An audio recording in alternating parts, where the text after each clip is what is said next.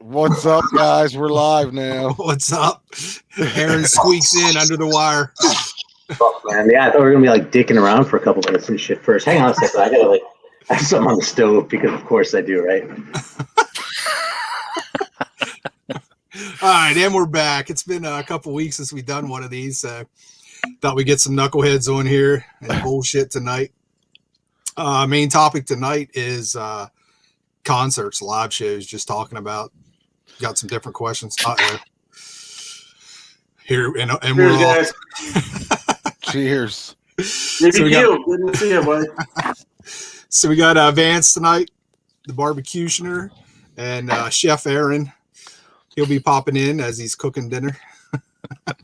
He's got something really special whipping up for us this evening. Last time he was on with us, he was cooking. It's nice. It's just like hanging out, man. It's cool. We're in the cave and he's in the kitchen. Yeah.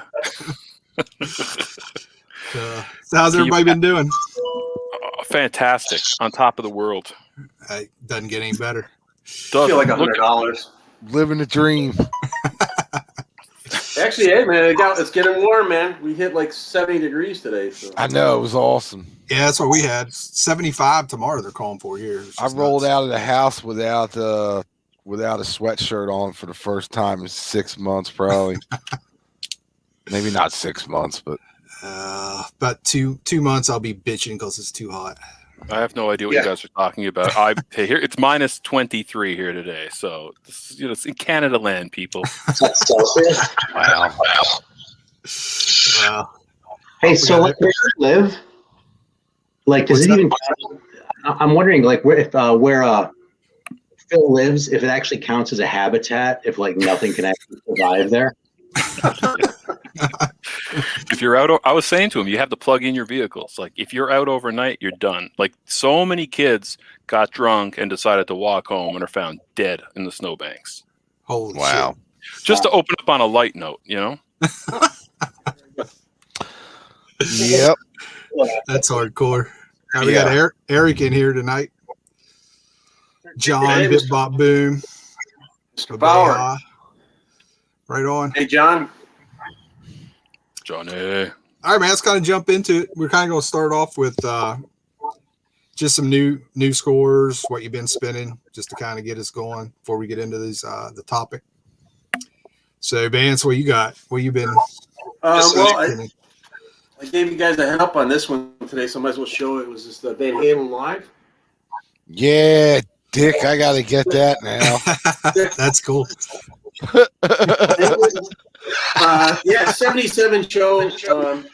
Just before the debut came out. This was recorded October '77, the Civic Center in Pasadena, and a killer recording. It's only one disc, but it is the full show from what I could tell on setlist.fm and all that. Came with this nice little insert, Nice. So that's always good, and then it's on red wax. Now, what label is that? Is that Rocks Box label? Rocks Box, yeah. Rocks cool. Box. Yeah, they do pretty good work.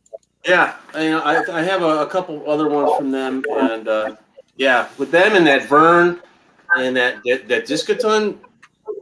What's the other ones? That Rock Brigade. They do pretty good jobs on those things. Yeah, man. But this sounded really good. Greeno, that one we got from the Vacation '79, where I think you brought it up somewhere. I saw it said it was kind of bass heavy. Yeah.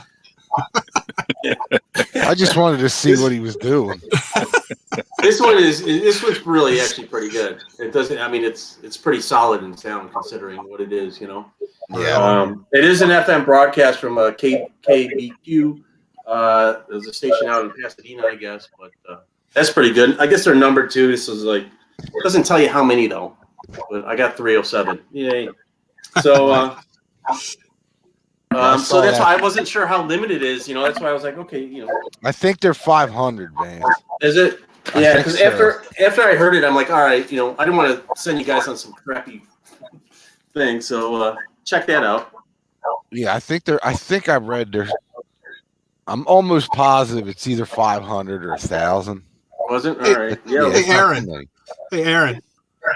Can you mute your mic for a second? Somebody's feeding back. I think it might be you.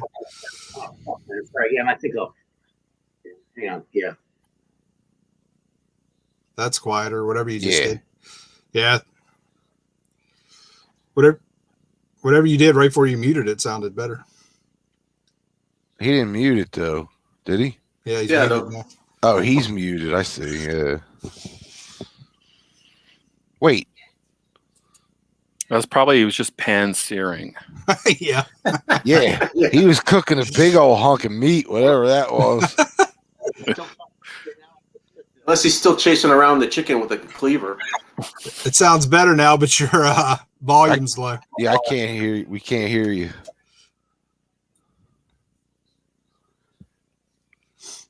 You gotta get one of those big mics. Yeah, I won't stop on my account or anything. Can you hear me now? Yep. That's probably fucking feeding back, right? Sweet Eric's here. That's better.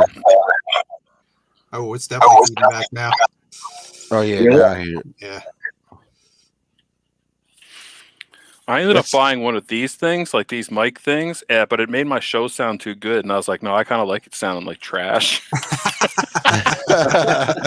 Yeah, you got to go that underground radio sound, man. Yeah, no, like it looks crappy, so why should it sound good?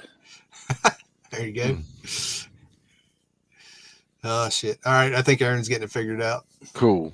What else you got, Vance? Anything? Pick this up. This Dancing Devil's Warehouse. Oh, what the hell is that, man? I remember It's, that. Yeah, it's a live show from '94 out of Middleton, New York. When I say at '94, so yeah, I still in the shrink too. I've opened it, played it, but haven't bagged it. But pretty decent too, man. This is I think on Red Wax as well. Yeah, Right on. Nice. I saw. can't I go was wrong with thinking, that cover though, right? wasn't there a Misfits cover that kind of looked like that? I think that's what I was thinking of, like from a few years back. What's it? Let me see the cover again. It's got Vampirella on it, right? Yeah. Mhm. Oh No, yeah. I don't know the name Perella, but Yeah. couple ladies on the back here. Yeah. Outstanding young ladies. Yeah, no, they look very nice. Doing their Yeah. parents proud. Yeah. I think this one might have, yeah. So, yeah, so I picked that up, and the other, I got some other stuff, but I literally just came in, so they're still sealed. I haven't listened to them, but It's that mustache, Aaron. Oh God. Hey, I should song now if I go off mute. Sorry, since is it better now? Or is it It sounds like it. It sounds like it's better. Yeah, that sounds a little bit better. Okay. It's like it was picking up us, I think, and kind of looping or something there. Yeah, it's a piece of shit. And it does it intermittently. Like sometimes it does it and other times it doesn't. But of course it only does when I give a shit. If it's at work, I don't care, Just be all fucking noisy. Not totally. Anyway, sorry, go back to it, man. Yeah, the other ones I got, I haven't even opened up, so I can't really give a decent review. But this Hendrix one, you All guys right, have hold probably on. seen these. There you go. Cool. Right on. This, I see think some Sailor.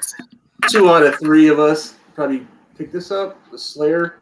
Yeah. It's in my car. Bounces are 94. So that came in, and then we're talking about Misfits. I picked this up one. This is on Mind Control Nice. from '83 show. So, but yeah, those are still sealed. I gotta crack the seal and play them, but that's about it, really. Other than, I got a shitload here, but Yeah. let Phil go. I was about to lose my mind, guys. Seriously. Why? What happened? I was just so anxious. Check it out. Oh shit. Oh, the Demon soundtrack. Yeah. Right on. I think it's got a playful colored wax that everyone seems to be loving these days. I think this is a purple one. I think. Yeah. Anyways, it's good. It's just mandatory. I love that side B is real filler. It's the same song over and over again, but live in 1990, 2002. It's getting desperate because then they're like, it's like them thinking about recording Demons in '81. Dude, I hate that shit so much. I know, but this is fun though. This makes up for it. That's pretty awesome. Cool. Is that Jordan Peterson on the end? No. The Gatefold? Yes. Yeah, right. Yeah. It's on the verge of being canceled, right? So there you go. Yeah. Yeah, no. So I got that, and I also, because I'm just coming off night shift mode, I finally, and this arrived today, I'm pretty happy about it, finally finishing my Nice. Tijuana Brass collection, right? My Herb Albert collection. So this is going to do me, it's going to be a nice couple of days off. And you're complete on that because I got, a few dozen. If you need any fillers there, I got them. Just when I think I have them all, then Herb and the gang surprise me. Yeah, right. Yeah. It's like Frank Zappa. You'll never have it all. No. Yeah, actually, man, I have some of those too. Those aren't bad just to throw on in the background occasionally. Are you kidding No, me? I admit I Yeah. got like the whipped cream and the lights Other one. lights. I think everybody has that cover, and then a couple others. I don't care.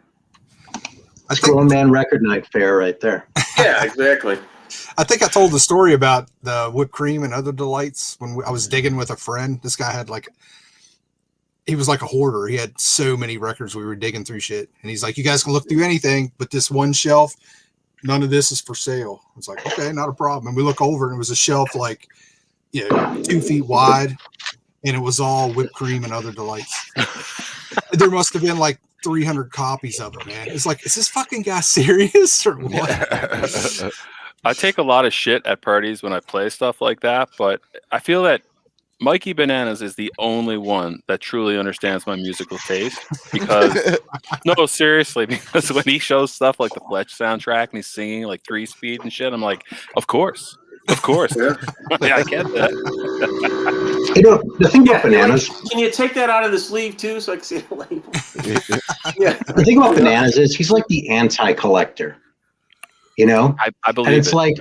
In a way, I think his show kind of separates the men from the boys to a certain degree, because the people who really get it, who are really going to respond to when he does shit like drop records and shit like that, those are his biggest fans,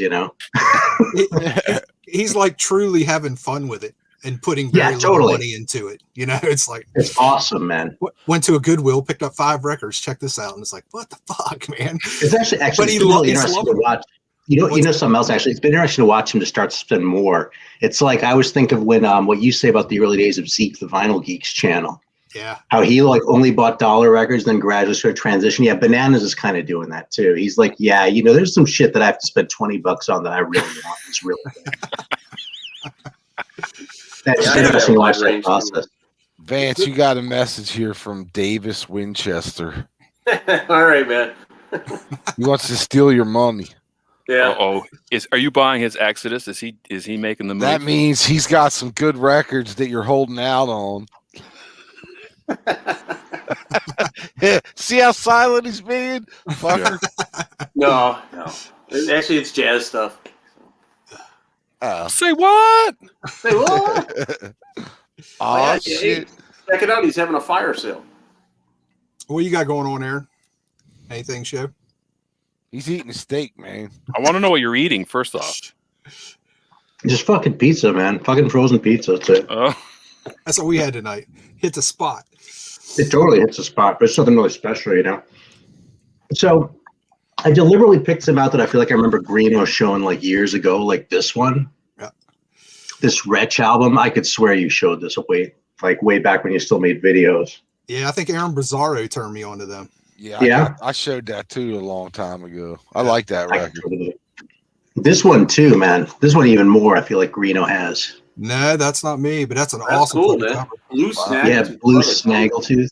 I don't know what that is.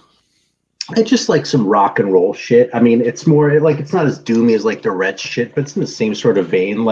It's kind of comparable to this one too. This Against the Grain one. Is You that guys the have latest this? Or one? showing this? I have one of theirs. I don't know which one. I forget which one I have. I don't think it's that 2018. I just got it because it was on Ripple, and I liked other shit that was on Ripple. Yeah, because I'm ordered. There's a new album out on Ripple this week called band's called Thunder Horse that I was gonna check out. Oh yeah. Yeah, the cover looks cool as shit. It was on our our our new release stuff for this week. Right on. Yeah, I'll be curious what you think of it, man.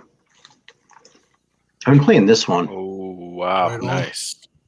I just realized that It's as a many favorite times I've one. heard the song "Don't Fear the Reaper," it's still like a really good song. Oh So I yeah. quit resenting it, and now all of a sudden it's like opened up that whole album to me. So like, here's the live album, which I've kind of been playing more. But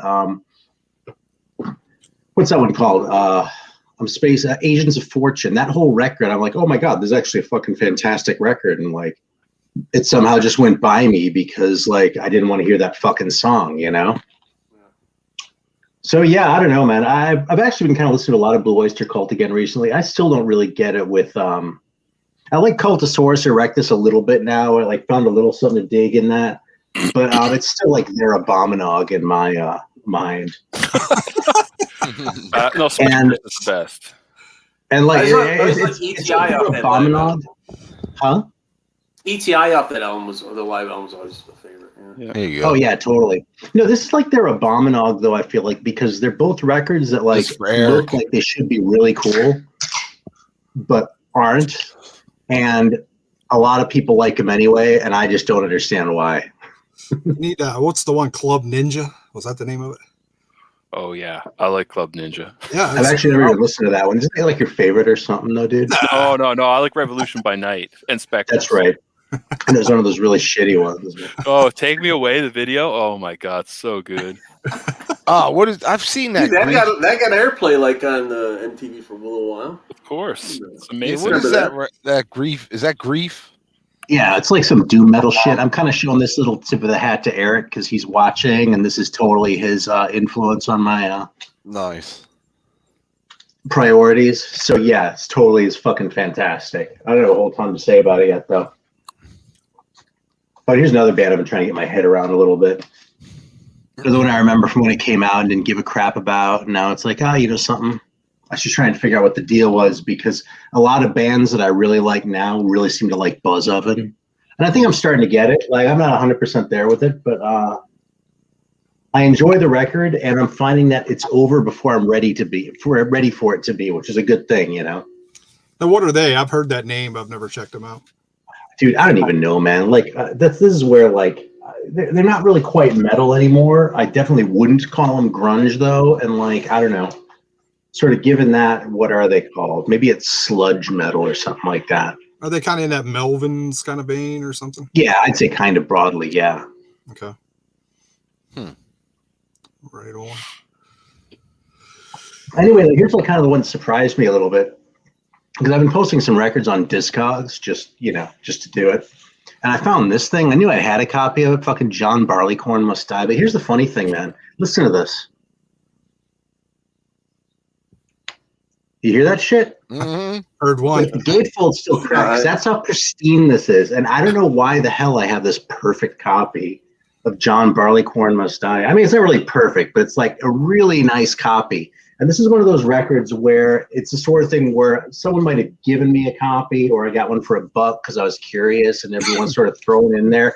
But no, I have like this perfect copy and I like don't really have any right to have this record because I don't give a shit about the band. And it's weird to find that, I've never heard that. Really? It's a piece of shit. It's fucking boring and it sucks. And everyone who likes it is full of shit. I better find the copy soon. Some guy listening. No, just it's not that bad. I just think it's kind of boring. I guess I'm It's bullshit. better than like the Doobie Brothers. I like it better than Neil Young's solo, but it's not as good as like Vance is like, God damn it. I don't know. I like Vance, Neil Young don't solo. utter death threats and get banned from this show. Come on, you can't be Yeah, banned. right. Yeah, thanks, Phil. We don't start picking on Vance until like the last half hour of the show. Yeah, right? What the fuck, man? Well, this is a record that belongs in Vance's collection, then let's just say that. I got it already. I'm sure you do. See? Right next to the Mastodon. So Oh, shit. Oh, funny. I gave but I Mastodon bet another you chance Mikey has recently. it. Mikey probably has that, I would think. I don't know. Oh, that's totally a Goodwill find. It used to be a Goodwill find. He might have started too late to be finding that Traffic records at Goodwill. I don't think so, though. Yeah. All right, what you got, George? Me, I got a ton of shit. But what are we showing now? Just share a few to get us going here. All right. Hold on. Fucking Another new AC/DC one Holy shit. for the collection. It's just another Cleveland show, but 180 gram red vinyl. And this is on that DOL label. How many Yeah, copies of Russia. that show with different covers do you have?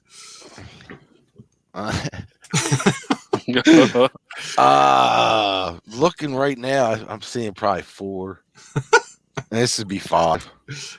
Shit. And then, but AC/DC, that's the only band I do it for. And then I'm sure we all know this one. Yeah. Oh yeah, Yeah, nice. nice soundboard. Pretty good show. Dude, I only need one more for that those 5 that's in that series. I need Is the it this Ozzy. one? Nope, I got that one too. You got this too? Yeah. Live Yeah, 85. I don't haven't think the seen it Ozzy yet. came out yet. I don't know. I don't know. I haven't seen it anywhere. I haven't seen it anywhere either. But I don't have the Motley one. And Sabotage. Yeah. yeah, the Sabotage one. I just But tracked these are killer. I just but- tracked down the Sabotage, but I haven't seen Is- the Ozzy anywhere. Is it me or does this Rock Brigade looks like those other ones we've been getting? Yeah, the Metal Mania or whatever it was. Yeah, Heavy metal heroes or whatever. Yeah, I'm wondering if they're not doing anything now and they're doing like some of these kind of. I know, but I love that Godzilla logo. Yeah, it's killer. Yeah, one of those has it on the inner label too, the ring. Oh, I didn't see that one. I can't remember which. Oh, it might be the Motorhead one. And then I got this Oh, that's cool. I haven't seen Paranoid. that. Cool. But it's not really worth what I thought it was a double. Mhm. So it was like $29.99. But it's like I don't even think it's the whole show. And it's on that Coda. This Coda shit here seems to chop Yeah, up I got shows. screwed over by that fucking Coda Records in a way. Yeah, there's a few that I have that are They got their stuff's cool and all, but I got some stuff that got damaged in shipping. I was like, fuck you guys, man. wow. They didn't do nothing about it. I was pissed. Well, I'll just show a couple. I got a couple reissues, and I have a couple other new things I'll show later. But the Dust Heart Attack. Nice. That's killer. Yeah, it feels like 180 grand, but I don't think it might be 140. Is that a new reissue? Man, I don't know, man. There's nothing. It's all. No, yeah, I think I got the same thing where there's nothing saying it doesn't give like 2019 or anything like that on there. Yeah. No, and I thought when I see stuff like that, I think sometimes they're like those other ones we get. They're like the boot. They're unofficial, maybe. Yeah, the Dan. But they had the original. They had like the original Karma Sutra label on it, right? Yeah, that's what freaks me out because they did a nice job on it, but it doesn't really say it's. Usually you see that reissue year on there, and it doesn't. Yeah. So I'm wondering if they did the first record like this too. I would imagine they did. If they do, I just got this today, so I haven't really cracked into it yet. But I think I picked that up a couple years ago. But didn't like some record store day they did both albums in like a gatefold release or something? yeah, I didn't want I to. didn't get that. Yeah. I didn't want to buy it. I'd rather have the individual records. Like the gatefold was cool, but I didn't get it. Then this other one came with it today, the Blues Creation. Oh, that's cool. Did you ever hear these guys? Or hear these guys? Nope. Yeah, I have the one. And Alex Van Halen on the end. Yeah, Holy shit, man. That's awesome. They were a Japanese, like a blues rock band from like late, I want to say 69, 70, somewhere around there. Mm-hmm. And dude, who put that out? this is on. Hold on one sec. I got to get. I'd really like to find a copy of that. It says Audio Clarity. 2020. Now, is that the same as the big album that has the Demon and 11 Children? Yeah. I don't think Yeah. so, man. Is it? Yeah, no, I'm pretty sure it is. I mean, they look Japanese in that picture. Oh, it's the same band for sure, but I don't think it's the same album. Mhm. Weren't they like a one and done, or did they have more? Well, this is No, all. they had a few albums. I think that one was their first one. Their first without. Well, this is all covers, all blues covers. Oh wow. I mean, it's all stuff. Sonny Boy Williamson, Memphis Slim, Ed Clapton and John Mayall, Blind Willie Johnson, Willie Dixon, Muddy, Otis Rush. That's cool. I have one other record that's more. It looks more like a psych album than it does a blues album, and that's a reissue as well. I don't think I think originals of that are only available in Japan, and they go for crazy money. Yeah, they're expensive. But I had never seen this, and this was on, by the way, Rockadrone. If you guys want to go, I don't know if they still have it, but I saw that Dust album on there for cheap. It was like $17.99. So I was like, fuck it, let me see what else they have, and I came across the Blues Creation record. That's cool. That's awesome. But I've never I looked even from our distributor, and they don't have either one of those records. So That Dust has to be a boot, I would think. yeah, I mean, this is definitely 180 gram. It came with the polyline sleeve on the inside, so it's like the real deal. But it really was. It was inexpensive. I think it was less than 20. Can't beat that. No. And then I'll show. Oh, last week, the last episode, somebody showed that. And who was it? Oh, Metal. Who showed this last episode? I don't remember that. It's the ZZ Top band. Moving Sidewalks? Yeah, Oh, Billy. Was it Zeke? Maybe showed I it. think Zach had an original he found or something like that. Maybe Nah, that's the one. somebody who was on our last episode. It was Zeke. Nah. Yeah, Yeah, it was Zeke. Yeah. it was Zeke. I don't think think he he's had- surprised. I think he found an original copy, some real cheap. No, they showed this one Maybe. with the double one with all the shit. I don't think know. he said You I think fucking guys show so much stuff. I can't keep up. I think he said he had the original, but he showed this one because I didn't. The original doesn't look like that. That's not the cover for the original, is it? I don't think so. No. Yeah. Okay. He showed this, and I was like, "What the fuck?" So our distributor had it. So Zeppers, I don't know how the hell, like, you buy so much record. You buy so much. It blows my mind. Like, I would be skinned alive. Like, I gotta sneak this shit into the house sometimes. Well, I don't have that problem anymore. So sorry to say, but yeah. I'm coming to the house. My wife's like, "Is that more records?" I'm like, "No, it's gay porn." Ah. Yeah. I had that issue before, but no, not anymore. Yeah, I've noticed since you've been locked down with COVID, you've went through the roof. Oh, I gotta stop, man. It's just insane. I'm telling you. My mother. But yeah, used there to were times way back when I used to do those lunch videos, and I'd hit up Reckless downtown on lunch break, and I'd come home and like I'd have an actual mailer in my backpack so I could slide the records in there and just kind of sneak in, stick them in the wall, stick them on the shelf somewhere, and be like, "How was work? Yeah, that was good. That was good." My parents actually had it pretty good with me. Like, you're not a hard case, because so my parents would be like, "You're buying too much. You're obsessive collector." And, I'd slam the door like a teenager. I'm like, "I'm not. I'm an archivist."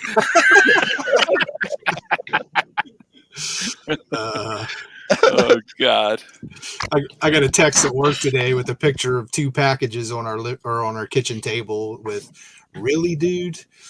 My wife's like, "It's every day with you, man." yeah. Uh, Yeah. This Well, I'll tell week- you, you know what? You gotta pick her up some Pearl Jam records, man. I did. It was the package I told you. You were like, Yeah. you got to get her that Pearl Jam. I said, I did. I snuck it in there for her. Yeah. Yeah. That's why I replied. I said, "Hey, your Pearl Jam's in one of those." Whatever. Oh, you got the whatever, huh? Yeah. Yeah, My wife- Even that's not working anymore. No. Oh shit. All right, you got anything else, George? No, I'll save some stuff for later. All right, cool. Go ahead, Greeno. Well, I just pulled It's all those you, bro. since you mentioned it. There's the record store day. that has the double. Oh wait, Oh, okay. Yeah, maybe I did pick that up. Yeah. Got that, and then there's the 2 originals. nice. I have the original first album, but it's beat. Yeah, I got the same thing. It's I got it. I picked it up from one of the guys, Matt Sands, and it was beat up and red.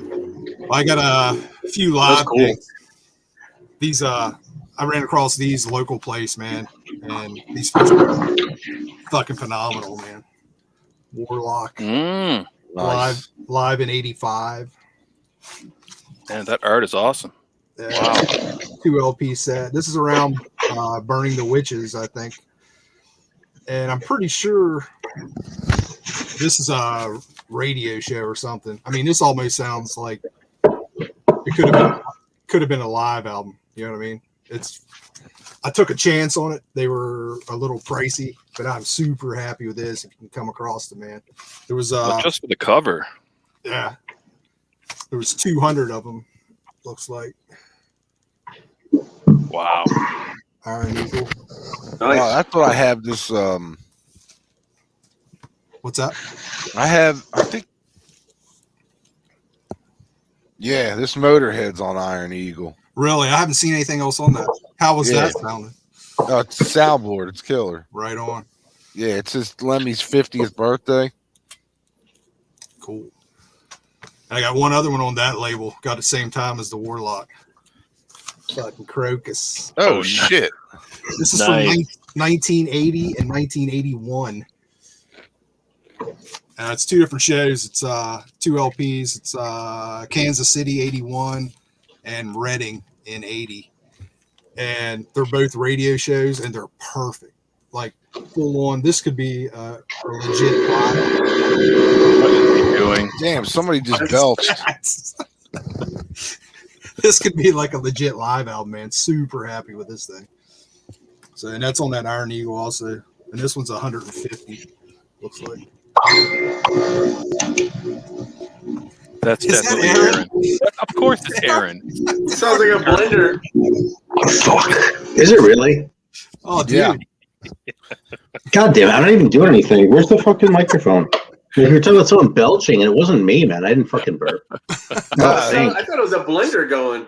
I thought somebody was making margaritas. That's what it God sounds damn it. Let's keep it fucking muted until it's my turn. God damn it. Pain in the ass, man. Found another Van Halen, Manchester Oh, that's sweet 78. too. Look at that. Nice. Whoa, nice picture. God damn it! Where did you Yeah. find that? Same local place, dude. These 3 came from there, and I got like 3 or 4 other ones I haven't listened to yet. I'll show you those later. This Oh, one's man, see, 500. my local place doesn't get that stuff. Well, That's smoking. he gets them in occasionally, and what he's let me do is he has a big list that he orders from, so he sends me the list now. Like, he ain't going to order Crocus for this shop, you know what I mean? Right. But I'll fucking order the Crocus, so that's what he did. That's cool. Yeah. Damn, I can't remember where I found this. I think it was online, but Maiden somewhere. Yeah, I picked that up. That- That's good. It I sounds got that good too. that sounds great for audience recording. 87. Yeah, and that was the tour I first saw him on too. So yeah. Let me see the front of that again. Oh wow, they finished drawing the legs this time. I'm almost only used to seeing the torso. It's kind of like when you saw Kermit the Frog pedaling a bike. You see that? That's great. And George, I'm betting you had this. Oh Nope. man. Really? Nah, I'm not interested in. I don't know, man. Just something about it anymore. Who, Rat in general? Yeah. Oh, I love Rat. This Oh is yeah, on, just I saw him about 2 years ago. this is on George, Deadline. Did you really? Nice. There's only George, I 4 tracks on it, but it's still pretty killer. I've had 4 Rat birthday cakes in my life. Oh yeah. That's awesome. Dude, they're probably them and Dokken. That was my 2 favorite glam Oh, yeah. bands. Yeah, I saw him in the late '80s, and then I seen him again like a couple years ago, and I thought Piercy still sounded pretty good. Who else was it? Piercy and anybody else, or just Piercy? Shit. DeMartini? Or, No, I think Martina was with. I'd have to double check. I can't remember now. Yeah. There's only one guy in that band at a time. Like they all hate each other so Yeah. much. Sometimes it's Juan, sometimes it was Warren, but it was never complete. And then you'd get a version where it was just Blotzer, and I was like, Jesus. Yeah. Last one. But then I got heard, I actually read an interview or an article or something that they're talking about getting everybody back. So I don't bet know they how. are. What was, Yeah, that, what I was mean- that last album they put out? I can't remember the name of it. Infestation or Yeah, something. that Yeah, album yeah. is freaking awesome, man. There's Yeah, some it was a good stuff on record. there. It Yeah. wasn't most of them on that, I think. Carlos was on there. Warren, I think, was on it, right? Juan wasn't on that one, I don't think. Was he? No, because maybe he was on that one. I thought that was the closest they got to the original guys. Was that Yeah. record? Wasn't it? Yeah. That one kind of blew me away. It was like, wow. That album's like 20 years old already. Oh shit! No, it ain't, is it? It's No. pretty damn close. It might be 10. I think it was 2005. I don't know. 2002. All right on. Is that what that says? 2002? No, this was the day. It's a little flyer that came from the show. I have it here on my Okay. tickets. Frank, you're stuck here. I have if I can find it too. Frank.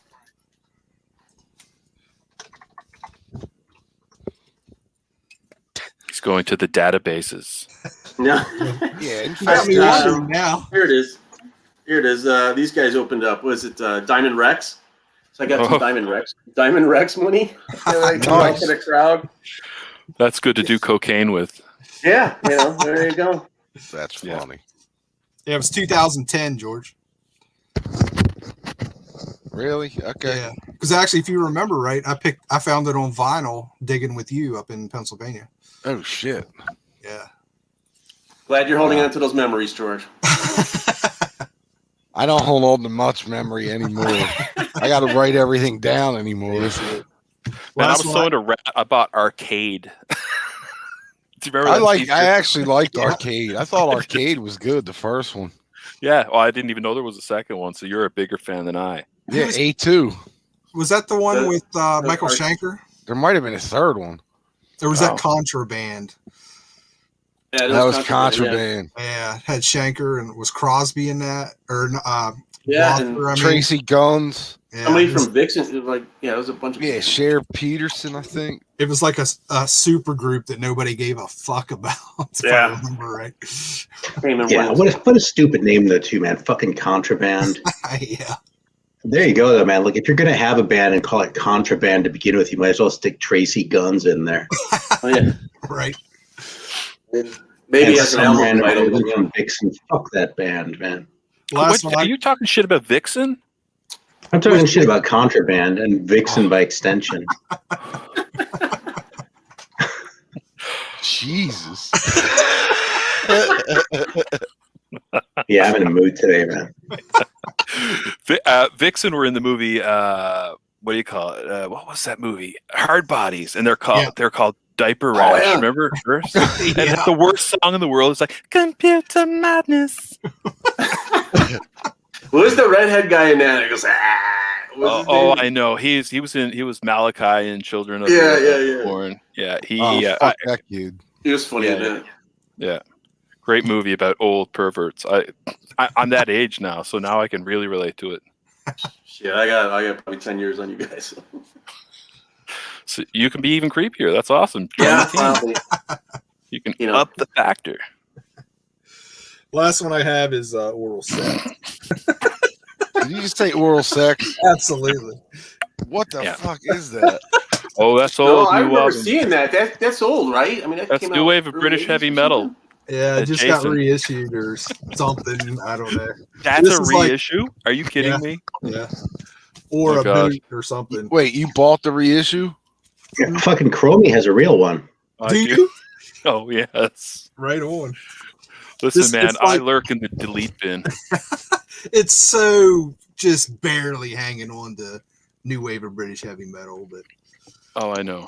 it's, But I need, what was it? I need discipline. I think that, Yeah. yep, that's it. Play that back to back with Psycho Sluts from Hell. Oh my god. And Puke, Spit, and Guts. You can listen to that record by extra, right? But this popped up as like, well, I need to own that. I don't know. Wait, are those girls on the cover in the band? Yeah. Oh that's- yeah. Yeah. Okay. It's a total bullshit. Well, supposedly. Yeah. So I got you. Jesus. John's freaking out in the chat. Bip Bop Bone. He's like I a don't connoisseur of fake bands. So I don't see the because when I brought up actually Lords of the Crimson Alliance, he was the only one that bid on that. Yeah. Good for you, John. Yeah, dude, just popped up on Hell's Headbangers. Just kind of out of That's the blue. where I saw it. Yeah, so I went ahead and I never even heard of it until I was like, what the hell is this thing? And then, the cover, and then it has New Wave of British Heavy Metal next to it. And I'm like, well, somebody tagged that wrong. no, they knew what they were It doing. was that band. And I don't know if it was a punk band. They were called Anal Cunt. You Yeah. heard of them Yeah. before? Yeah. So Yeah. those names are always hilarious. Their fucking song titles they're like 10 seconds long, and the song titles are usually longer than the actual songs are. All right, man. I guess you guys want to jump into this topic of concerts. No, I changed my mind. Fuck it. Right. All right, later. Go listen to some Vixen. On the edge of a broken heart. When you've lived and loved like Vixen, my man, you'll know. What the Vixen guitar Schwartz. player passed away, right? If I remember Oh right. yeah, she's my second crush next to Samantha Fox. Samantha Fox. Samantha Fox. Was the hair real on that guitar player? Oh, That with was the like- raccoon Yeah. press sort of thing. Yeah, it was like the longest thick. It was more out of control than Tawny Katane or whatever. Wait, who I don't know if died? I was- She died? Yeah, she's been dead for a while. she's What was her passed. name? Grino, she's passed. Passed. We say it properly. Oh, what, we got to change that shit now? Yeah, Yeah. we all canceled. Died. Now it's just passed. Yeah. What was her name? Yeah, passing is what kidney stones do. Man. Jan Dan Kuhn. Peters. Was it Kuhn? It was not Kuhnrat. Whatever. It's Jan. I couldn't have loved her that much. Apparently. Jan Vixen, wasn't it? Jan Vixen. Peterson. Jan Peterson. Let's go with that. Wait, who was the singer? Oh, Cher Peterson's the singer, right? Is that what her name? Roxy. hell? That's the drummer. Come Hell on, yeah. man. Madam No. X. I'm just dropping the names here. I know my Vixen. I got a pick disc that's just going to settle your hash. Oh.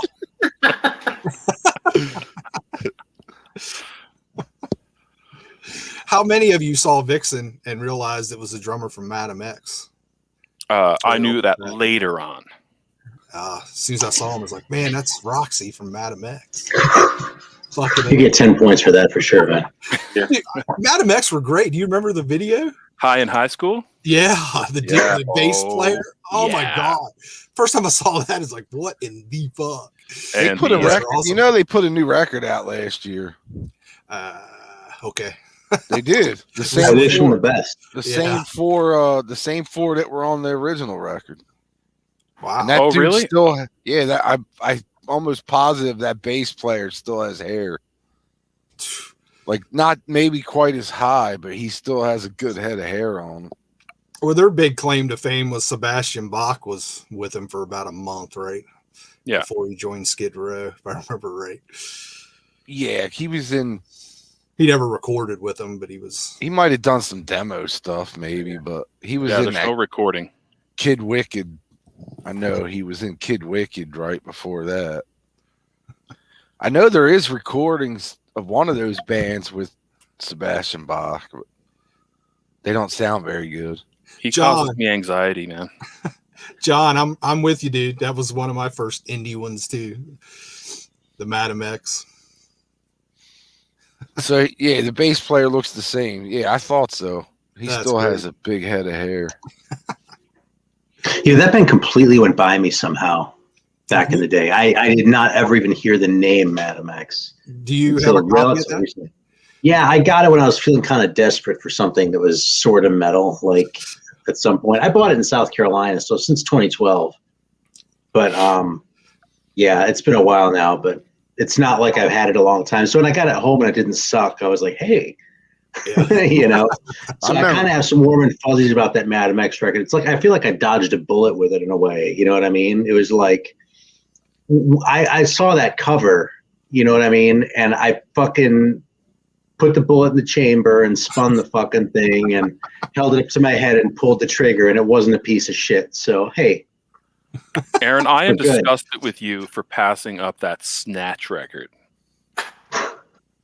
What if the parties in your mouth were coming? yeah, I did pass on a $1 copy of that. It's true. I think Oh, I paid God.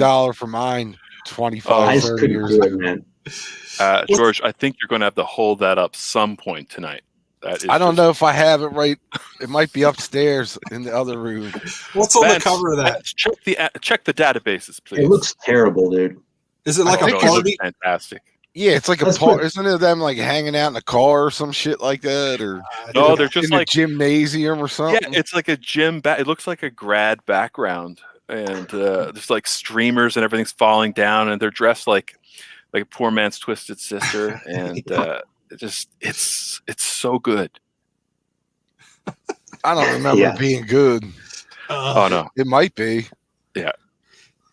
I can't remember if I even listened to it back in the day. It's probably one of those things that I bought in a stack like in 1990 or something that I'd never listened to.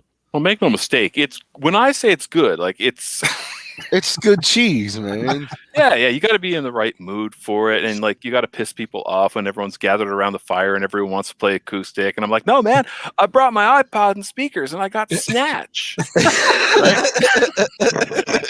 That's when you realize it's good. There was another band like that, Killer Fox. Yeah. Yeah, I I don't actually have a that. Killer Fox record. Oh, That's the black cover, right? And they're in the makeup. yeah. Yeah, That's That's about the best part of the album. Yeah, that Oh. album is a fucking turd, man. Oh, that's so bad. yeah, I really want to love that record too. You know, I know. And they have a second record, if you can believe it, that's insanely impossible to find. You're talking about that Snatch album. What's that?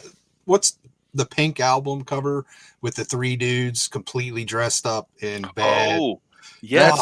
Is we it covered- Antics? No. I know It's exactly who you mean. It's It looks like the cover of Three's Company porno parody. it's like Killer It's like Bitch. Chrissy. It's Killer Bitch. Are you, Is that it? Yeah. We I covered think it in it's called Chromium. Killer Bitch. Who's got the who's making margaritas again? God damn it! I have no idea what it is. It's got to be a refrigerator, I guess. I never. Is that the name of the band? Killer I Bitch? think it's Killer Bitch. That doesn't sound right for some reason. I've got it in Chromium here because we did review it. And Killer Pink. That album's like a 12. let me go out to of the 10. archives. Damn, I What gotta do you get say is some on of the those cover? magazines from you. It's a pink cover with three dudes dressed in like Or is lingerie. it Dizzy Bitch? Dizzy That Bitch. might be right, that's it. the one. That's it. Dizzy. Oh yeah. I know what you're talking about. I think that's it. Yeah, A Dizzy Bitch. That's one of the I've never greatest- heard that though. I just seen the cover. It's bad. But the it's guy in the hilarious. middle kind of looks like Jack Tripper in drag, but there's a Chrissy, and the other one looks just like Janet. And it's we cracked wise on that. I remember in the magazine. Doesn't one of them look like Mark Storace hair too? Ooh, I can't remember. He has like the perm. I think you're right. Yeah. Yeah, Is I don't that- care if they do or not. The fact that you said that was enough for me. Yeah, I think he has a perm. That's Crocus twice tonight. ZZ Top is out. Crocus is in. Dude, Crocus, their last few records have been amazing, I thought. The last couple that they did over the last 10 years. The AC/DC records. Hold on a Yeah. sec. That's why. Yeah, they're full on AC/DC, man. Yeah.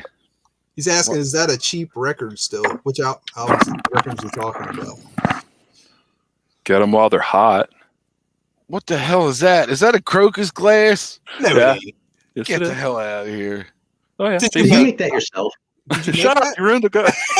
I was gonna say I got it at the local Burger King in 1984. That'd be crazy. Could you I got a whole imagine? set made. A whole set of these. That's Wow. awesome. That's There's so so many obscure characters. I made a Kane Roberts. I made holy shit. There's so many of them. Rick Ross. Yeah. And you can drink out of them too. It's sealed with a glue. Now it might poison you. Wow. That's fun. It's washer friendly. I But don't to be think know. walking dead around a serious. party with this, you know what I mean? What a conversation starter. Could you imagine? It'd be like, is that Mark Strachey on your glass? Whoever that person is that would say that would be your best friend for That'd be the guy you're Oh my hanging out with, or the girl, or whatever. Hey, that Snatch album, I don't know if that is cheap still or not. No, it's Nah. not. It's $70. Yeah, I was gonna say. I think it's pretty. I don't think Pretty, anything's cheap anymore, is it? Not when it Yeah, comes. Yeah, to someone's that kind of asking shit. $70. Yeah. Well, yeah, but that, they tell two friends,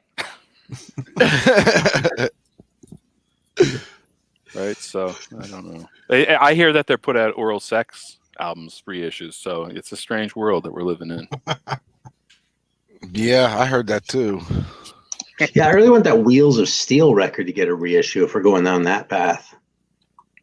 That's one I'd actually really think about coughing up for, but I'm not going to pay like $600, whatever people are trying to get out of it. It's like these two brothers in like Minnesota who like made like the most inept thing ever. It's called Wheels of Steel. It's with a Z. So like you always get that Outcast record when you try and search for it. But it really, really sucks. I'll bet someone in the chat's probably heard it. It's like breathtakingly awful. Like it's fantastic. And that's Like why we're talking. that's why it goes for so much. Well, it doesn't. It's because it's so obscure and nobody has copies. So like the couple people who've turned up copies are trying to get top dollar out of them. You know, and the only person who's willing to spend more than like $20 on the only person who's willing to spend more than like $2 on that record is me. So they're never going to sell it. Oh, Jesus. It's crazy. But dude, yeah, fucking Wheels of Steel. Like if you listen to Contact High with the Gods, and you were like, you know something, I like the songwriting, but these guys are hitting a little bit too hard with the professionalism. Then Wheels of Steel is probably for you. Is that on YouTube anywhere?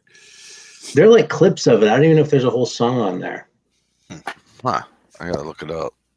It's gotta be great. You'll be glad you did, man. It'll change your life. It changed mine. Sweet. Actually, you know who turned me onto that band was Svanhild, the record dealer that comes up in conversation occasionally. I was at his place, and he was like, "Hey, man, check out this thing I just got."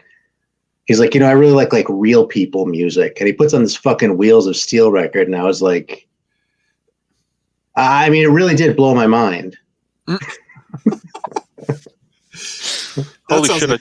I just turned on the chat and I was like, why aren't I seeing it? Holy God! It's like a choose your own adventure here. That sounds like something that would show up on Rocket Drone for way too much money. Yeah. Yeah. I almost feel like they're too serious for it, though. Like Dennis actually does like enjoy music, you know. That sounds like that's not the record for that. Yeah. If you enjoy music, this is like a level beyond. Am I just getting paranoid, or was that a shot against me? No, you're talking like I actually have a record, like it's a Folkways record of like just steam locomotives, and that's all it is. I actually have 2 copies. That's this fucking record. That's all it is. And I used to play this thing all the time. So like I listen to shit like that, you know. I've actually listened to Metal Machine music all the way through and shit. So I can handle Wheels of Steel, but like, yeah, man, it's challenging. Look, I'm totally overhyping it. I probably just drove it up another $400 in the course of this fucking video. It doesn't matter because again, there's a market of one person, and he's not paying it. I know exactly what he's willing to spend. $2. I do a lot better than $2.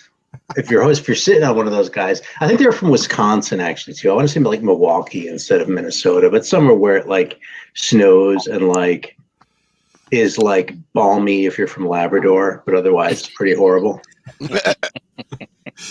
I wonder how many they pressed. Or Okay, Milwaukee's 2 hours north of me. What are you talking about? You want to know how Chromie D inspires me? Today I actually took the trouble to look at a globe to figure out if he was closer to the Arctic Circle than I am to the Tropic of Cancer. And he's actually a lot further south than I thought. We're talking about the same latitude as Anchorage. You know, I thought he was further north than that. Theologian and I are going to do a whole geography show. It's going to be awesome. I am actually a lot closer to the Tropic of Cancer. I wasn't going to say. Well, I had to look at a map today to figure out his damn time zone. I was like, what the hell? Yeah. That's funny. Oh, dude, you want to talk about time zone?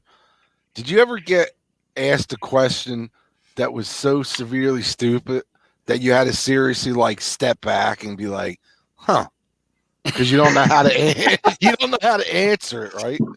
So my wife this morning, she's sitting there and before I went to work, she goes, "Can I ask you a question?" And I said, "Yeah." She goes, "I just got this email.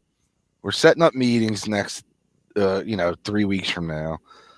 And this girl wants to know that since the time change that's coming up the next weekend, we spring ahead. Does that mean that the meeting's scheduled for, say, April 4th at 3:00? Does that mean it is at 4:00?" And I was like, I looked at my wife and I go, "Wait, what?" And she goes, "This girl wants to know if, since the schedule's already set for 3 p.m. on April 1st, if the meeting now takes place at 4 p.m. because we jump ahead an hour in a couple weeks." Future. Time That's a new one. Yeah, time travel is a bitch. I was like, George, convince your wife that because of my time zone, if she calls me in advance, I can give her the lottery numbers. both of us, my wife and I are both gone. We're looking at each other like, what the fuck kind of question is this girl asking? Like, I was asking her, is this you have to check serious? yourself. Did I hear that right? No, I was like, this woman sent this email to you. She's like, yeah, come over here and read it. And I read the email and I was like, I thought you were fucking with me. And I was like, I don't know how to answer that back to her. Like, it's like the time zone comment just fucking brought that. I can't believe, I don't know how to answer her. Like, no, it's still 3:00, stupid. Like, that's what I said, the email back. Like, make sure you throw stupid at the end of it or something. The 3:00 is still fucking 3:00 on April 1st, you dumbass. What the fuck is wrong with people, man? Well, Phil and I are texting this morning and figuring out the times, and he's like, "It's 12 here," and I'm like, "Well, it's 11 here." And then I'm yeah. So you're an hour behind me, so I guess it'll be 6 for you. And he's like, "Cool." And I'm like, "We didn't do the math right there." So I'm like, "No, wait, you're an hour ahead." "Oh yeah, shit." I just woke up and I'm like, all right, cool. I'll be on at 6. He's fucking waiting for 2 hours before we go on. You would have caught me cooking dinner. He's like, where the fuck are these? I still didn't get the email. Dude, I was profound. I like stood there stumped for a minute, like, holy fuck. How, like, I don't know, like, how to answer her other than, no, it's still fucking 3:00, you dumbass. It's a horrible feeling when you're the ones asking the stupid question, though. I got to tell you. I've done that plenty of times. Don't get me wrong, but I've never gone that dumb. I mean, she went real dumb. Like, she took a fucking hard right at dumb and kept going. We had a girl at work one time. They were talking about the price of gas, and she's like, "Always get the 93 octane, yeah, because I want to get I don't want the older stuff, the 80 something." Oh my god! And everybody's like, "What?" She's like, "I don't want that older gas. I want the newer gas. I want the stuff from 1993, man." Yeah, it's like good vintage. Okay, yeah, it's a good idea, problem. Wow. That's good. Nobody told her any different. It was like she left and it was like, "Are you fucking kidding me?" She's like, "Man, they must have made a lot of gas in 1987 and 1993. She was dead serious too, man. You see her walking into the guy. So when are you gonna get some 2000? Well, My wife always tells this fucking story. Like her and her brother are in the car. They're teenagers and they stop. And my wife says to her brother, says, "You hungry?" He says, "Nah, I'm not hungry." She's like, "I am. I'm going to stop in here." So they stop in this pizza place. He's like, she goes, "Run in and get me 2 slices." So he comes out with 2 cans of orange slice. That's funny shit right there. But my wife's like sitting there. So that's something I would do on purpose. What? Yeah, she looks at him. She goes, "Where the fuck is the pizza?" He goes, "You never said you wanted fucking pizza. You said 2 slices." That's great. Oh, exact words. We laugh so much. Fucking 2 slices. All right. God damn it. Try and get this going. Said everybody get their list. I'm just gonna piggyback off Greeno. Greeno's gonna ask me the questions. All right. It's funny, a lot of the questions I put in there, I'm like, actually, I don't have an answer for that. Some of them I didn't either. I've been so fucking busy at work that I haven't had time to do shit this week. I can start off. How many shows you think you've been to? I don't have a count of how many I've been to. Well, I did. I did. Because I've been logging my shows into. Hold on. Let me guess. I'll say between 500 and 600. Yeah, according to everything I put on setlist.fm, I'm at 643. Wow. Shit, dude. That's a lot of shows, bro. 643 with 441 different bands. So, the show, but if I've seen the band 5 times, it 643 and 441 different bands? Yeah. I've been trying to log all my shows in that setlist.fm site. You guys seen that? You can go there for like setlist and stuff, but I've been doing that, and that's about where I'm at. Wow. Dude. Yeah, so I you've didn't seen 400. So you've seen 400 different bands and like Pearl Jam 200 times. No, Pearl Jam only 8. Oh, okay. And I got screwed over because I was actually supposed to see like another 3 shows this year. Like I got canceled. And when I screwed up my shoulder, I was supposed to go see 3 shows, and I had to cancel those. Oh, they fucked you, man. Yeah, I totally got fucked. Fucking shoulder. I got like 10 shows on hold right now. Holy shit. From last year that got canceled or postponed. Wow. How about you, Phil? How many think you've seen? Well, I'm probably going to have the least impressive amount because, well, I have no idea. Let's get that out of the way. I have no fucking idea. But growing up in Labrador, not a lot of big bands came through, And then when I moved to like St. John's, Newfoundland on the island, there wasn't a lot going on there. So my musical, like for bands that we're going to give a shit about, didn't start till like the late 90s. So I've How long did you live in Toronto for? How long did I live? 14. Yeah, you were only in Toronto for a few years, weren't you? No, 14 years. Oh, okay. Well, that's time to see a few bands then. Good. Oh, I've seen, and when I was working with, Cauldron or going around with different bands, yes, I got to see a hell of a lot during those times, but a bit of a blur, man. But you, Aaron? I only go to shows if they have Coquille Saint Jacques.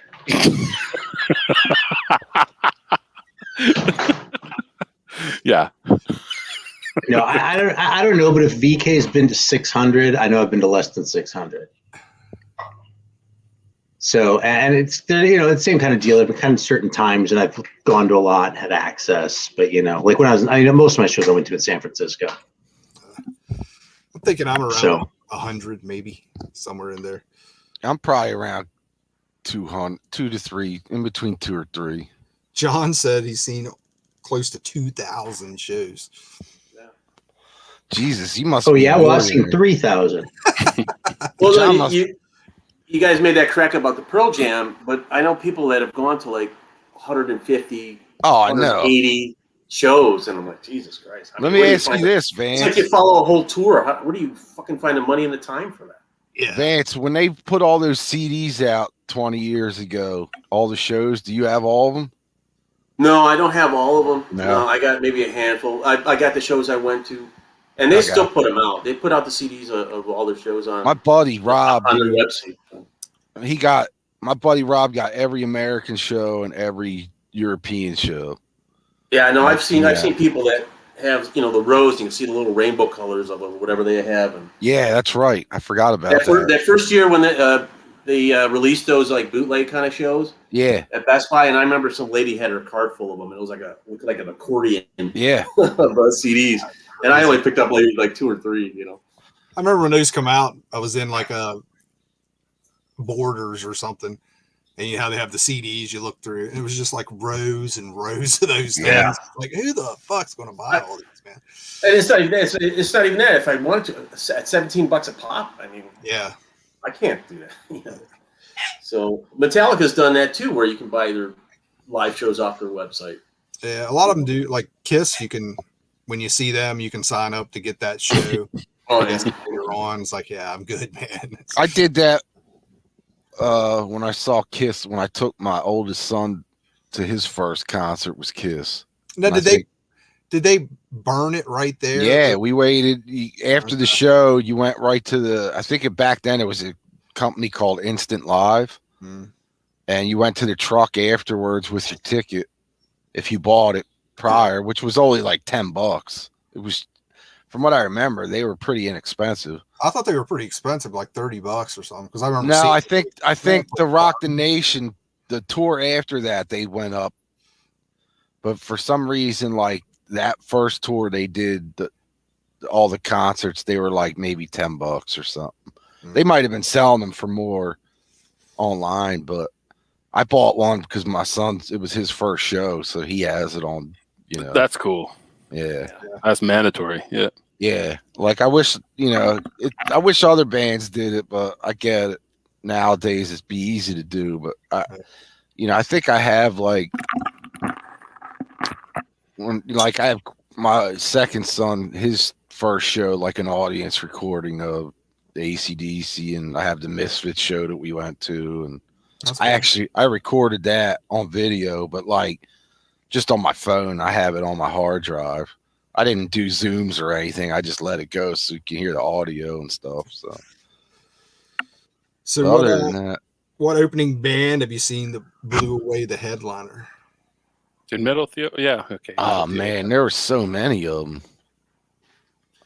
Like, who did you go? The easy answer for me was Metallica opening up for Ozzy That's a great one. in '86. Yeah. Yeah, on the Masters tour. Yeah, because that Ozzy tour wasn't the greatest. Yeah, the tour Ultimate Sin. Yeah. No, that's a great one. Yeah, I mean, we were all there for Metallica, and actually that night, Jakey Lee was like not feeling good or some shit. So Ozzy's set was even like really short, like an hour. So I mean, it was like, you could have let Metallica do a full freaking set, by that time, but they didn't. But yeah, everybody was there for Metallica, so easily that would be. I would say obscure. I don't know if anybody really knows these bands, but when I saw the Yo-Yos open up for the Backyard Babies in Philly, they were better. The Yo-Yos absolutely blew them off the stage, man. Wow. Because the Yo-Yos at that time, it's Danny from the Wild Hearts and a couple other guys in the UK scene at the time. They just came out of nowhere, and I hadn't heard it. I think I heard maybe 1 or 2 songs before we had gone down to see them, me and my buddy Steve, and they took the stage and just from the first song to the end, we were both like, holy fuck, man. Huh. What's up, Mikey Bananas? I should have. Yeah, me and Steve, my buddy Katz, went to that show. The Backyard Babies Yo-Yos, that man, we had so much fun that night. Ginger showed up from the Wild Hearts. That's cool. Yeah, that was probably, I mean, the Backyard Babies, don't get me wrong, they were great, but for some reason that night the Yo-Yos just killed them. And then a year later, we went to see the Yo-Yos open for Murder City Devils, which I didn't really care for. Steve liked it. He went to see them. I didn't really care for them at the time. But that Yo-Yo, when they Yo-Yos played that show, they were fucking terrible. They were all drugged up. What you got, Phil? Dio, the Dio band proper blew Iron Maiden out of the water. I could see that. Wow. The original Man. Dio band from Holy Diver, you mean? No. This would have been around, I'd say maybe 2000 era, early 2000s. Oh, so you're And, like, that's like Tracy G. Was Motorhead on that tour? That's correct. Yeah. Yeah, I saw that tour. Yeah, it was Yeah. Motorhead, Dio, and Maiden. Yeah. And Dio I saw Dio several times, but this show, it was in Montreal actually. Montreal's a metal city, so I think he gave it his all. Maiden were great, but no, man, the set list was it was perfect. Wow. Yeah, it was like 03. Yeah. Yeah, was it 03? Okay. I think so. Yeah. I can dig it up. There But was a- actually, that kind of goes as a great triple bill. I mean, I think Iron Maiden were all right when I saw them night, but that Motorhead Dio, Iron Maiden, I mean, yeah, I'm going. That was no brainer. What you got, Aaron? Excuse me, man. I don't have any good ones for this one. I've been thinking about it. I'd love to say that I could make one up, but I wouldn't be honest. Like I could say that Testament blew Anthrax off the stage in '87, but that's not how I saw it at the time. Because I was there for Anthrax, and I became a really big Testament fan too. Right now, which band do I like more? It's pretty close, but yeah, but it wouldn't be the truth. You know what I mean? So Aaron, are you saying like what Anthrax? Do you like the newer Anthrax and the newer Testament records too? Something, man, I kind of lost touch with all that shit back then. Like, I kind of got tired of Anthrax's goofiness, and I kind of got tired of Testament starting every song with an acoustic intro. So I sort of burned out on both of them and kind of came back to both later. But, like, I don't have a whole lot of history with either of those bands after about, like, 1990-ish. Did you hear the I'm trying to think, the last two Anthrax albums, not the one that, what was the last one, For All Kings or something? Yeah. What was the one before that? Worship I don't music. even know. Worship Music. Aaron, I'm telling you, buy Worship Music. Oh yeah. Yeah? I do like Absolutely. that. All right. Do you know what's funny about me with Anthrax? It's the band I identify with the most because pretty much you can tell that I'm a goofball. I like comics. I like all that stuff. Yeah, me right? too. But my wife always jokes that and I'm not even aware that I dress like Anthrax. And I swear to God, guys, tonight, look, hear this. This was, and I also wear jam shirt. I'm wearing my Papa Smurf jams. Sweet. So I'm like straight out of State of Euphoria, right? That's awesome. This was not planned. This was not planned. I assure you. This is just me. Fucking work. I'm telling you, man. Anthrax Worship Music is probably one of their top 5 records, man. Yeah, I was really shocked on that one. It was good. Such a good record. And For All Kings is a nice follow-up. Not quite as good as Worship Music, but not terrible at all. It's good. It's just not. I like Worship Music more. I resented the John Bush years because I'm such an Armored Saint fan, and I felt like the families were broke up. And I said before, I felt like mom had her new boyfriend move in too soon. It's like I wasn't ready. Dude, I'm right in there with you, man. I love John Bush, awesome singer. He joined Anthrax. It was like, fuck you, man. This ain't working. Sound of White Noise, though, I gotta say, even me, as disgruntled little shit I was, I like that one. I resented it, but I liked it. Stomp 442. That album's. I was in the studio with them when they recorded that record in Conchi. Not in with them, like I was hanging out with them. They recorded it like 10 minutes from my house. So my buddy Fred, he's a postmaster down in that area, and he goes, "Yo, do you know I forget what road it's on. It's in a town called Conshohocken, but it used to be a studio there. It might still be there." And he's like, "Did you know Anthrax is recording in Conchi?" And I said, "No, how would I know that?" He goes, "Yeah, I ran into Scott E and Fred and Frank at the pub right next door to the studio, and he gave me an invite to come down anytime we want. That all I had to do was page him. Back then there was a page." Yes. So like 4 or 5 times, 4 or 5 times, man, he would page Frank, and Frank would be like, "Yeah, come down at like 3:00 and come." So we were there the whole record. we didn't get to hear much of it while we were there hanging out because these guys were recording and we would hang out with like whoever wasn't working pretty much. So we got to hang out with all 5 of them, man. And That's That's cool. crazy. they were great. But then when the album came out, I was so disappointed with the record. I did not like the record at all. That sucks. But I All these did great like, stories. yeah, the album sucked. Look I what you did- did, Aaron. You brought us down the Anthrax path. I did like, and everybody fucking hates this record. And I can't remember the name of it now. Volume 8, The Thread is Real. Yes, I love that album. Listen, there's some great songs on there, man. Even the hidden track on there. Dude, I love fucking the really, what's that? Standing on the surface, it's a hell of a lot safer up here. That's a fucking great song, but people hate that record, man. Just because they try to do something a little different. I know we got to get back on path, but I got to tell you this. My Dan Lilker passed out on my. Oh, look at that! You got the. Oh shit, man! You got that on vinyl? Yeah, just they got did reissue them. This is a different. We're going down a different rabbit hole. Holy shit! But poor Dan Lilker did a Brutal Truth show in Toronto, and he ended up crashing on my friend's couch. Now, I was the sort of guy that would show up, and you wouldn't know when I would attack. Basically, I had no idea Dan Lilker was going to be there. Right? And when I walked in, I'm fucking out of my mind. Dan just sees me there, and I'm just standing up in the living room like. And he wakes up, he's like wild, he's like, huh? And I'm like, Dan Lilker. I was like, and I was so fucked up. Craig could hear me in the other room, and he's like, dude, man, you were asking him for a hug. And he gave me a hug. That's funny. He's like 6'5", isn't he?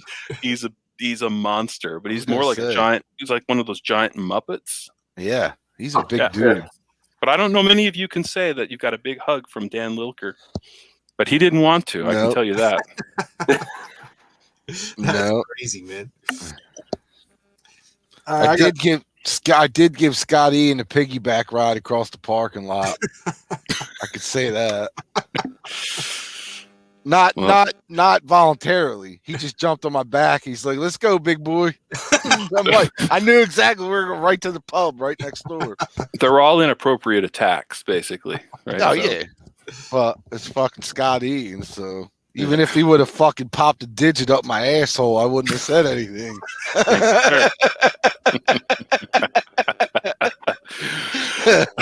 Thank you for spreading the disease. Yep. Jesus. Can we at least talk about Medusa? All right. Well, I'm not sure how to follow that, but I was going to jump off script and ask, what's the first show you've seen and the last one you've seen since the lockdown? Do you remember your first show? first show after the lockdown? No, the first concert, first... the first real concert you went to, and then what's the last one you went to since? My first one was Foreigner with Jafria opening up. Oh, okay.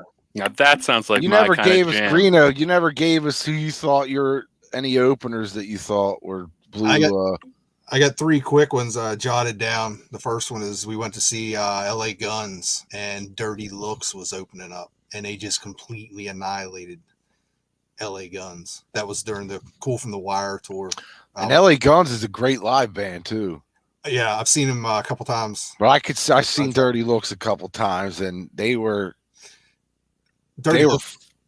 Yeah. I've seen them once with the Cool from the Wire lineup, and I saw them once with. I think Greeno, you and I discussed this before. The band Child's Play from down in your area, Baltimore. I think, they were the backup band on a tour he did. I think for not 5 Easy Pieces, but the one after that, Chewing on the Bit. Oh, I didn't know that. I don't know if we talked about that. Yeah, Chewing on the Bit was. I don't know if they recorded the album, but they were the backing band when they did the tour, and we saw them down in Delaware or something, just because my buddy's band was opening for him. Yeah. So we get down there and they blew us away, man. So afterwards, literally there were 6 people in the place. So, I mean, it was, like I said, it was chewing on the bit. So you're going into like 92. So there was 93 maybe. So there was like no call for hard rock at that time. Well, I saw him on the Turn of the Screws also, and there was probably like 20 people in a bar. And oh, really? Even for that record? Yeah, but they just ripped it up. They were great both times. That bass player, I don't know if you remember the bass player from that era, just the crazy way he was on stage moving around and all that. What was his name? Jack? I can't remember. Jack Pyers, I think is his name. But I picked that, and a newer one was we went to see COC. We were so fucking excited to see them. And I knew Mothership, but I didn't know Mothership live.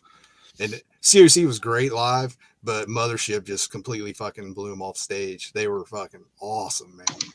That's kind of awesome to hear, actually. Yeah, it kind of sucks because Mothership's albums are cool, but they're nothing to blow me away. And I heard they were opening for COC, and it's like, well, that's cool. You know, they're not a bad band, but seeing them live was like a whole nother level, man. They were just 3 dudes that just blew the roof off. Yeah, I think some of the production work on their studio albums is not up to what that band should have. Well, part of that was like when we got there, there's this little dude out there with this little beanie hat on and, you know, a shirt, and he's like setting up the orange amp and all this. And it's like, well, yeah, a little roadie guy or something, right? And then Mothership's getting ready to come on, and he whips his hat off, the hair falls. He pulls the shirt off, and he's completely covered in tattoos. And he straps a Flying V on, plugs it in, and just fucking rips the place apart. It was like, I didn't expect that out of that guy because I didn't really know what they look like or anything. Never really paid attention. But a friend and I went, and we were both just like, holy shit, man. You guys are killing it. The other one I pulled was went to see Def Leppard during Hysteria, I think it was. And Tesla was opening up. Tesla was fucking awesome, man. Tesla was a good band back then. I mean, that was on the first album, right? Yeah. They recorded. These comments are hilarious. I'm reading a lot of this stuff here. The Fat Boys, but the Fat Boys didn't show up. I would be pissed. You know how many times I went to see fucking Motorhead and Motorhead didn't show up? How many? At least 3. How many? At least 3 at the I got 2 from King Diamond. Yeah, 2 at the Troc and 1. I don't think I had any no shows. Yeah, I don't think King Diamond canceled too. Did you went to? Twice. The one time I actually was going to see him in Austin, and I had literally just driven down from San Francisco. Like I'd driven a U-Haul for 36 hours by myself. Jesus. And I like unloaded the U-Haul, took a nap, and went to the fucking King Diamond show, and he canceled. Like motherfuckers just coming down from Dallas too. I had actually come from much farther away. That was when he was having back surgery, wasn't it? Like it was pretty serious. This would have been 2000. Yeah. 2000. Yeah. That was the time when he really had some serious issues going on because he canceled in Toronto as well. He canceled a Merciful Fate show too. Actually, it was within a couple of years of that. So because for a while he actually was 1 for 3, or however you phrase that. I'd gone to see him 3 times and seen him once. Dude, highlight No Baloney's big comment there. What? Out of control. This one? Yeah. With gunfire. That's insane. I just read it. It's like, what the wow. Who got on fire? What the fuck, man? I was 8. People really hated the Coming Back Hard Again album by the Fat Boys, right? Hey, we lost Vance. Vance, where you at, brother? He is so pissed off with Aaron right now. There he is. He's pissed off at the Fat Boys canceling. The Fat Boys. Dude, No Baloney, that's the best comment ever since we've been doing this. I just noticed it. And I'm like, what? That's a fucking 2-hour movie if I ever heard one. The fact is, Bakersfield already sounds bad. And then Kern County Fair, like, I mean, this is after living in California for a long time, but that just sounds all bad. Like when I complained about how I missed the Marshall Tucker band because I could have seen him for free and I didn't. That was at the Carolina County Fair. Oof. And like imagining that, but out in the desert is basically what I have in mind for Kern County Fair.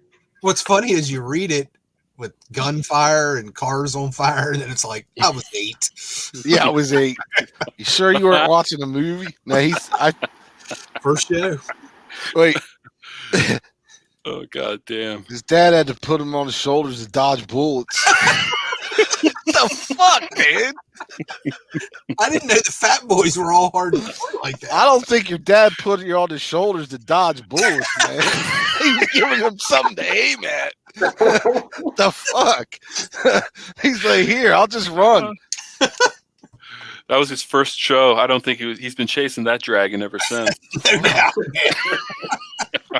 Yeah, I don't know how you beat that. You know, Those are like, probably nightmares.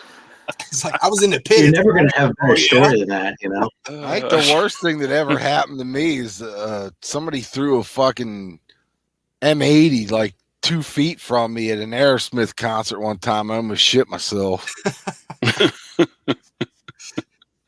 Well, dude, you know who I actually have a lot of compassion in my heart for is you know how you go to the show and like you fucking really don't want to deal it, but you really have to take a piss, so you go down there and you do your thing, and there's puke all over the fucking like, and you're like, how the fuck did that guy not able to like clear this enormous hole in the fucking toilet?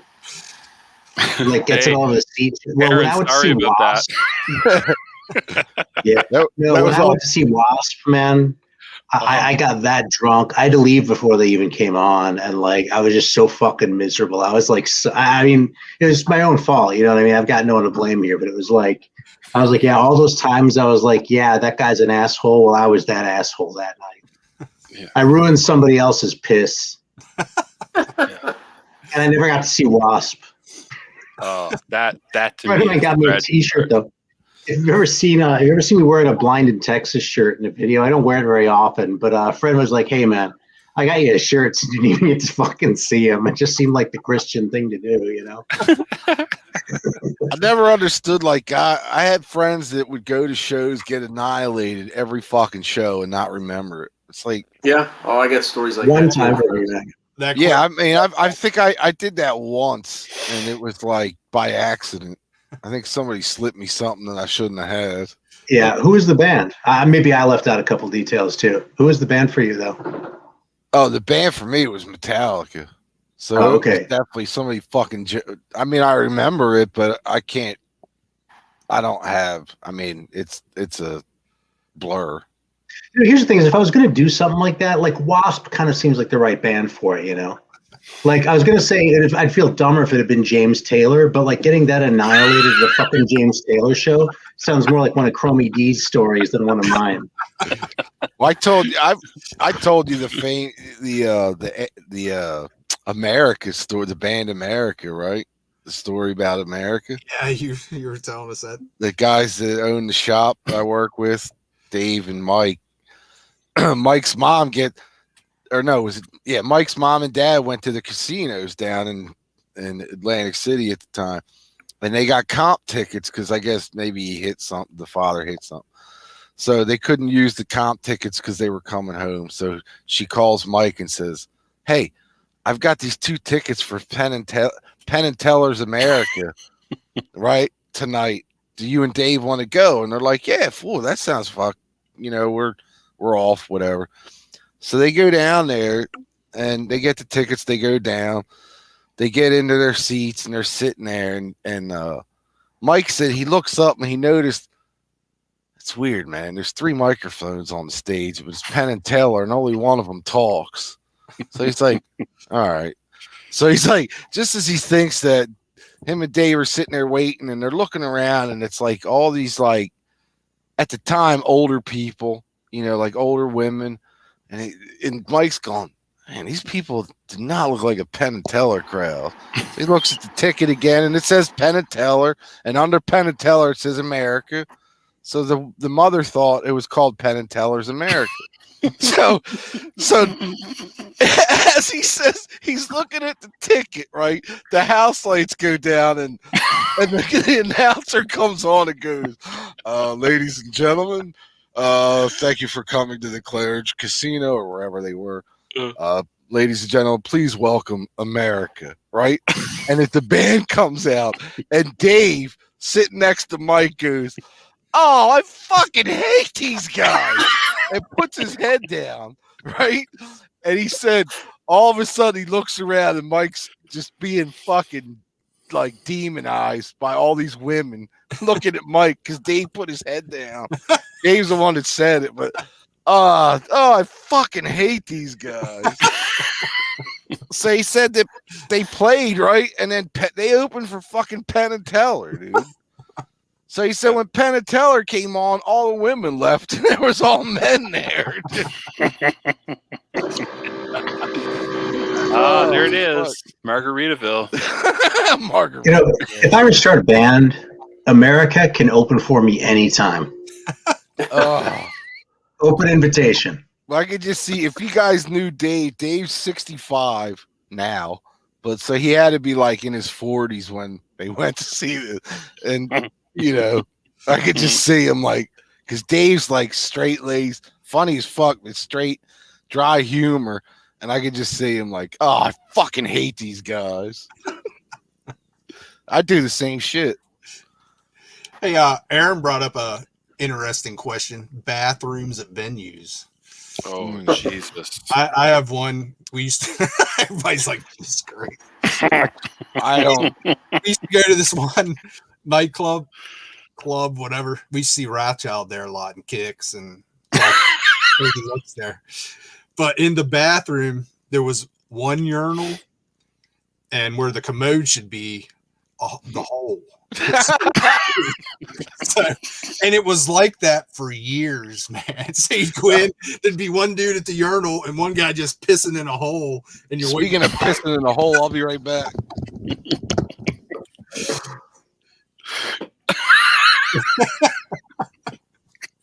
Any other good bathroom stories? Dude, that sucks, man. That sounds like a fucking nightmare. I think Well, you know, busted the commode one night, and the owner was like, "Fuck this! I'm not."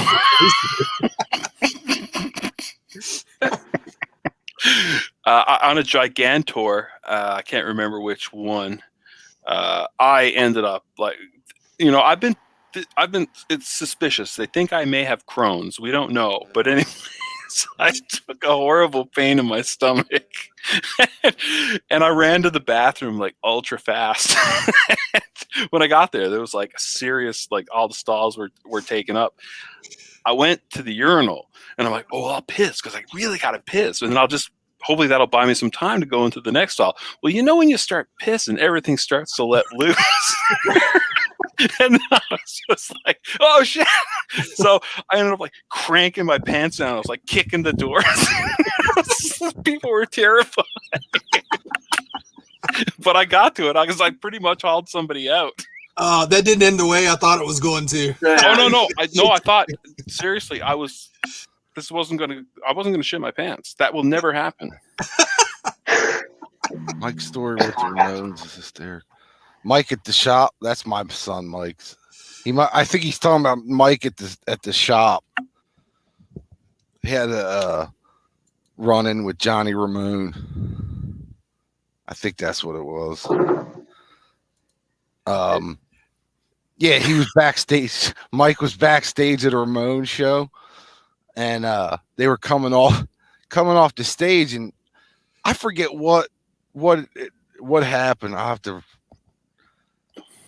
get the story, but either Johnny ran into Mike or Johnny did something to Mike and Mike hauled off and fucking punched him right in the mouth. Oh fuck.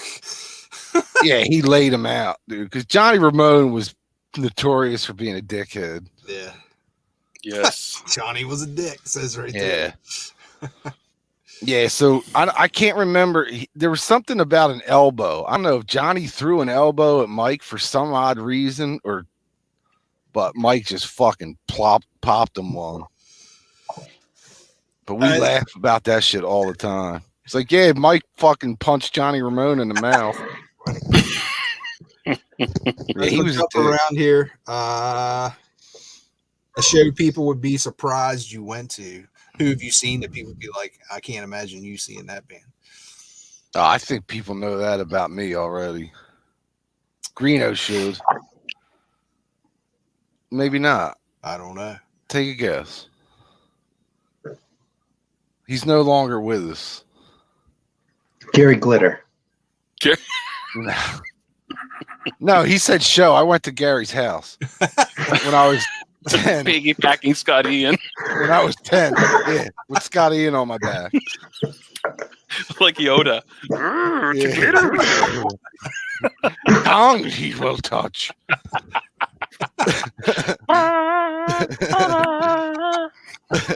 No, Prince. Oh, I yeah. think people would. That's- Every time I tell people that I'm really into Prince, they're like, "Get the fuck out of here." I like Prince. Don't get Metal Theologian started. Look, he unmuted. He unmuted. Going in for the kill. I've seen Prince like 3-4 times. Yeah. So Prince was fucking dude. That guy. I don't know. He's one of those guys that was not. We talked about this before. Like most of us think David Bowie kind of followed trends at the time. He was huge, I guess, to a point.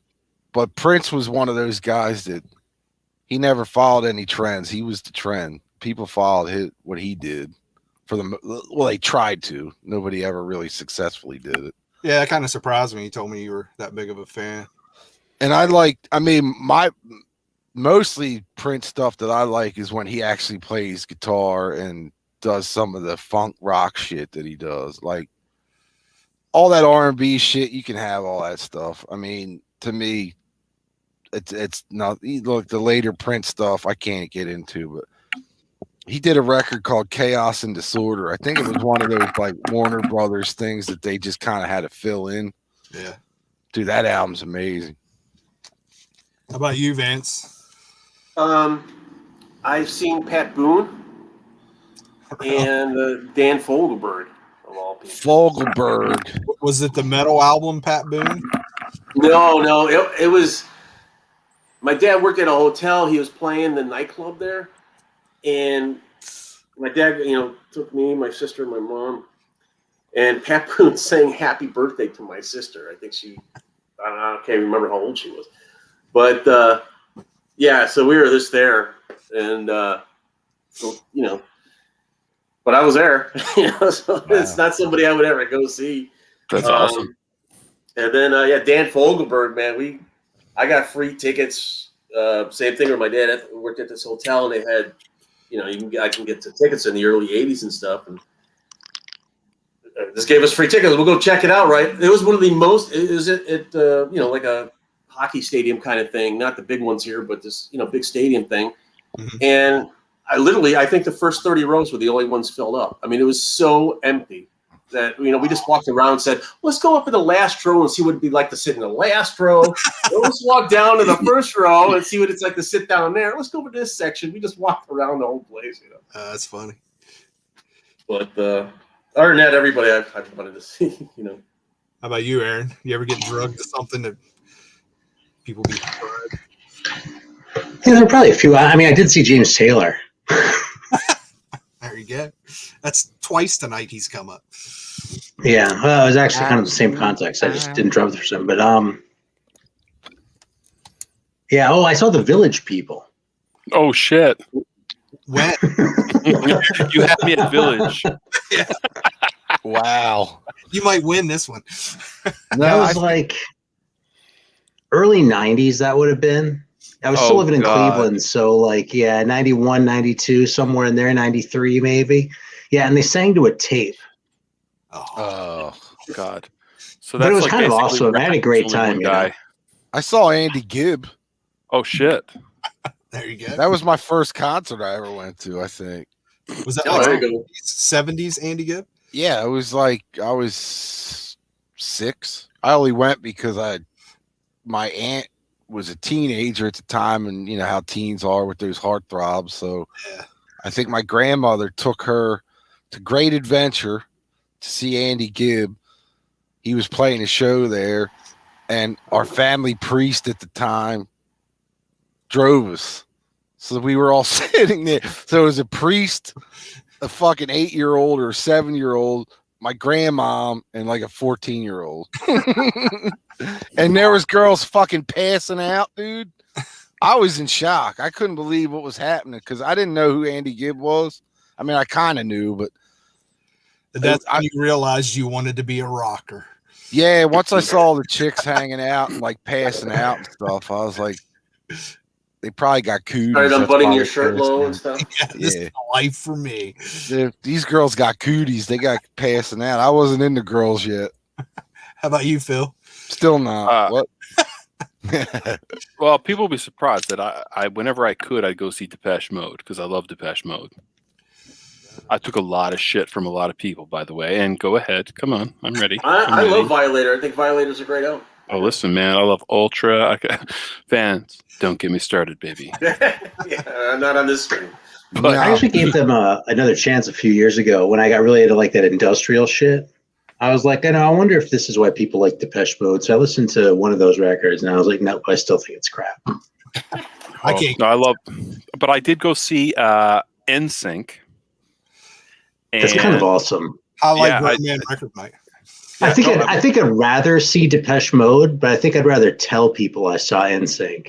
Oh, NSYNC. The only downside was I thought NSYNC were Backstreet Boys, and I was so excited for I Want It That Way. But why? Awesome. Because it's a song that it's such a guilty pleasure. It's so horrible that I absolutely love it. I'm like, I can't wait to scream the song. I was loaded, inappropriately loaded I was supposed to be like the adult here, but I was drinking a lot beforehand, and when they didn't play it, I was like, "What a jit, man! They didn't play that song." And they're like, "Different band, you idiot, you poser." Did you see Mikey Banana's comment right before you mentioned that? No, we never. Really? I saw an NSYNC band. Those are twins. Wow. Yeah, he is my spirit animal. Definitely. We're going to hang out someday and listen to fucking 3-Speed. I'm telling you, it's going to happen. You spirit banana. Why's it got to be a banana? Fucking phallic fucking. Mine is, I got a buddy that I'll drag to concerts every once in a while if I need somebody to go with me. But, of course, I got to go to some of his. And Morrissey. Oh, God. That was, dude, and it was packed. It was an outside show. Well, at least you know now what hell's like. Thousands of people. And I thought it was going to be me and him there, nobody else, because nobody liked Morrissey, right? I don't get it either, man. I'm telling you, man. I stood there just like, he still makes fun of me to this day. He was like, dude, you were just like, yeah, that'd be me. People, because I didn't understand what the hell was going on stage. That guy's a whining bitch. Yeah, it's not my thing, man. Fuck that guy. He's another no-show guy, right? He doesn't. And fuck the Smiths too. Yeah, I hate the fucking Smiths. I always have. God, they fucking blow. That's one band I never fucking like. Them and now, you'll never get Rob Panix on here now. He's fucking like crooning like an asshole on there. It's like, shut the fuck up. What are you whining for? It's like Robert Smith from The Cure. Shut the fuck up already. Stop whining, you fucking That's exactly like Robert Smith. You're 80 years old. Cure. Quit fucking wearing lipstick. He loves Morrissey and the Smiths. My wife loves them. I just don't get it, man. It's like, whatever. Fuck. It's like Kiss at this point. Dude, just stop. Take the fucking makeup off and stop. Like, you guys are 112 years old. You look like it's worse than Kiss, though, man. Because, see, fucking listening to a bad Kiss record is like listening to a bad Kiss record. But listening to Morrissey is like stepping in dog shit. Yeah. It's just fucking worse. I'm sorry, you know? It's totally worse. But I'm saying, like, the whole, like, the Cure and the makeup shit. It's like, it's kind of the Misfits. Anyway. I'm a Miss Morrissey. What? Wait, hold on. Yeah. In fact, you know something? Yeah, I fucking hate them. And you know who else I hate is fucking Christian Death. Yeah, I couldn't. Like, I hate The Cure and the Smiths so much that I even hate Christian Death. I Because don't like they're even know. supposed to be hip or something, but I always thought that sounded like the exact same whiny fucking shit, man. I Fucking remember the Christian first time I death, my saw a ass. Christian Death record, I was like, "This has got to be fucking awesome!" And I popped it on. I'm like, "Oh my god, this is like Killer Fox all over again." At my other show, we took our daughter to see to a Vans Warp Tour. So there was about 20 bands there that I don't even know what the fuck they were, who they were. But I bet you they all bounced up and down, right? Yeah, there was a couple cool like ska bands, and the Horror Pops played, which is Psycho. Oh yeah, they're cool. They were fun, but the headliner was Katy Perry. So I've seen Katy Perry live. And wow. The era of I Kissed a Girl. Oh, she's fucking hot, so you get bonus points for that. Yeah. It's like, and actually, it was a fun show. I would watch Katy Perry for a couple hours. Can I have a strawberry? What flavor are you making? Like fucking mountain lions in there. Somebody's angry. I'll have a strawberry kiwi one this time. The other one was a bit tart.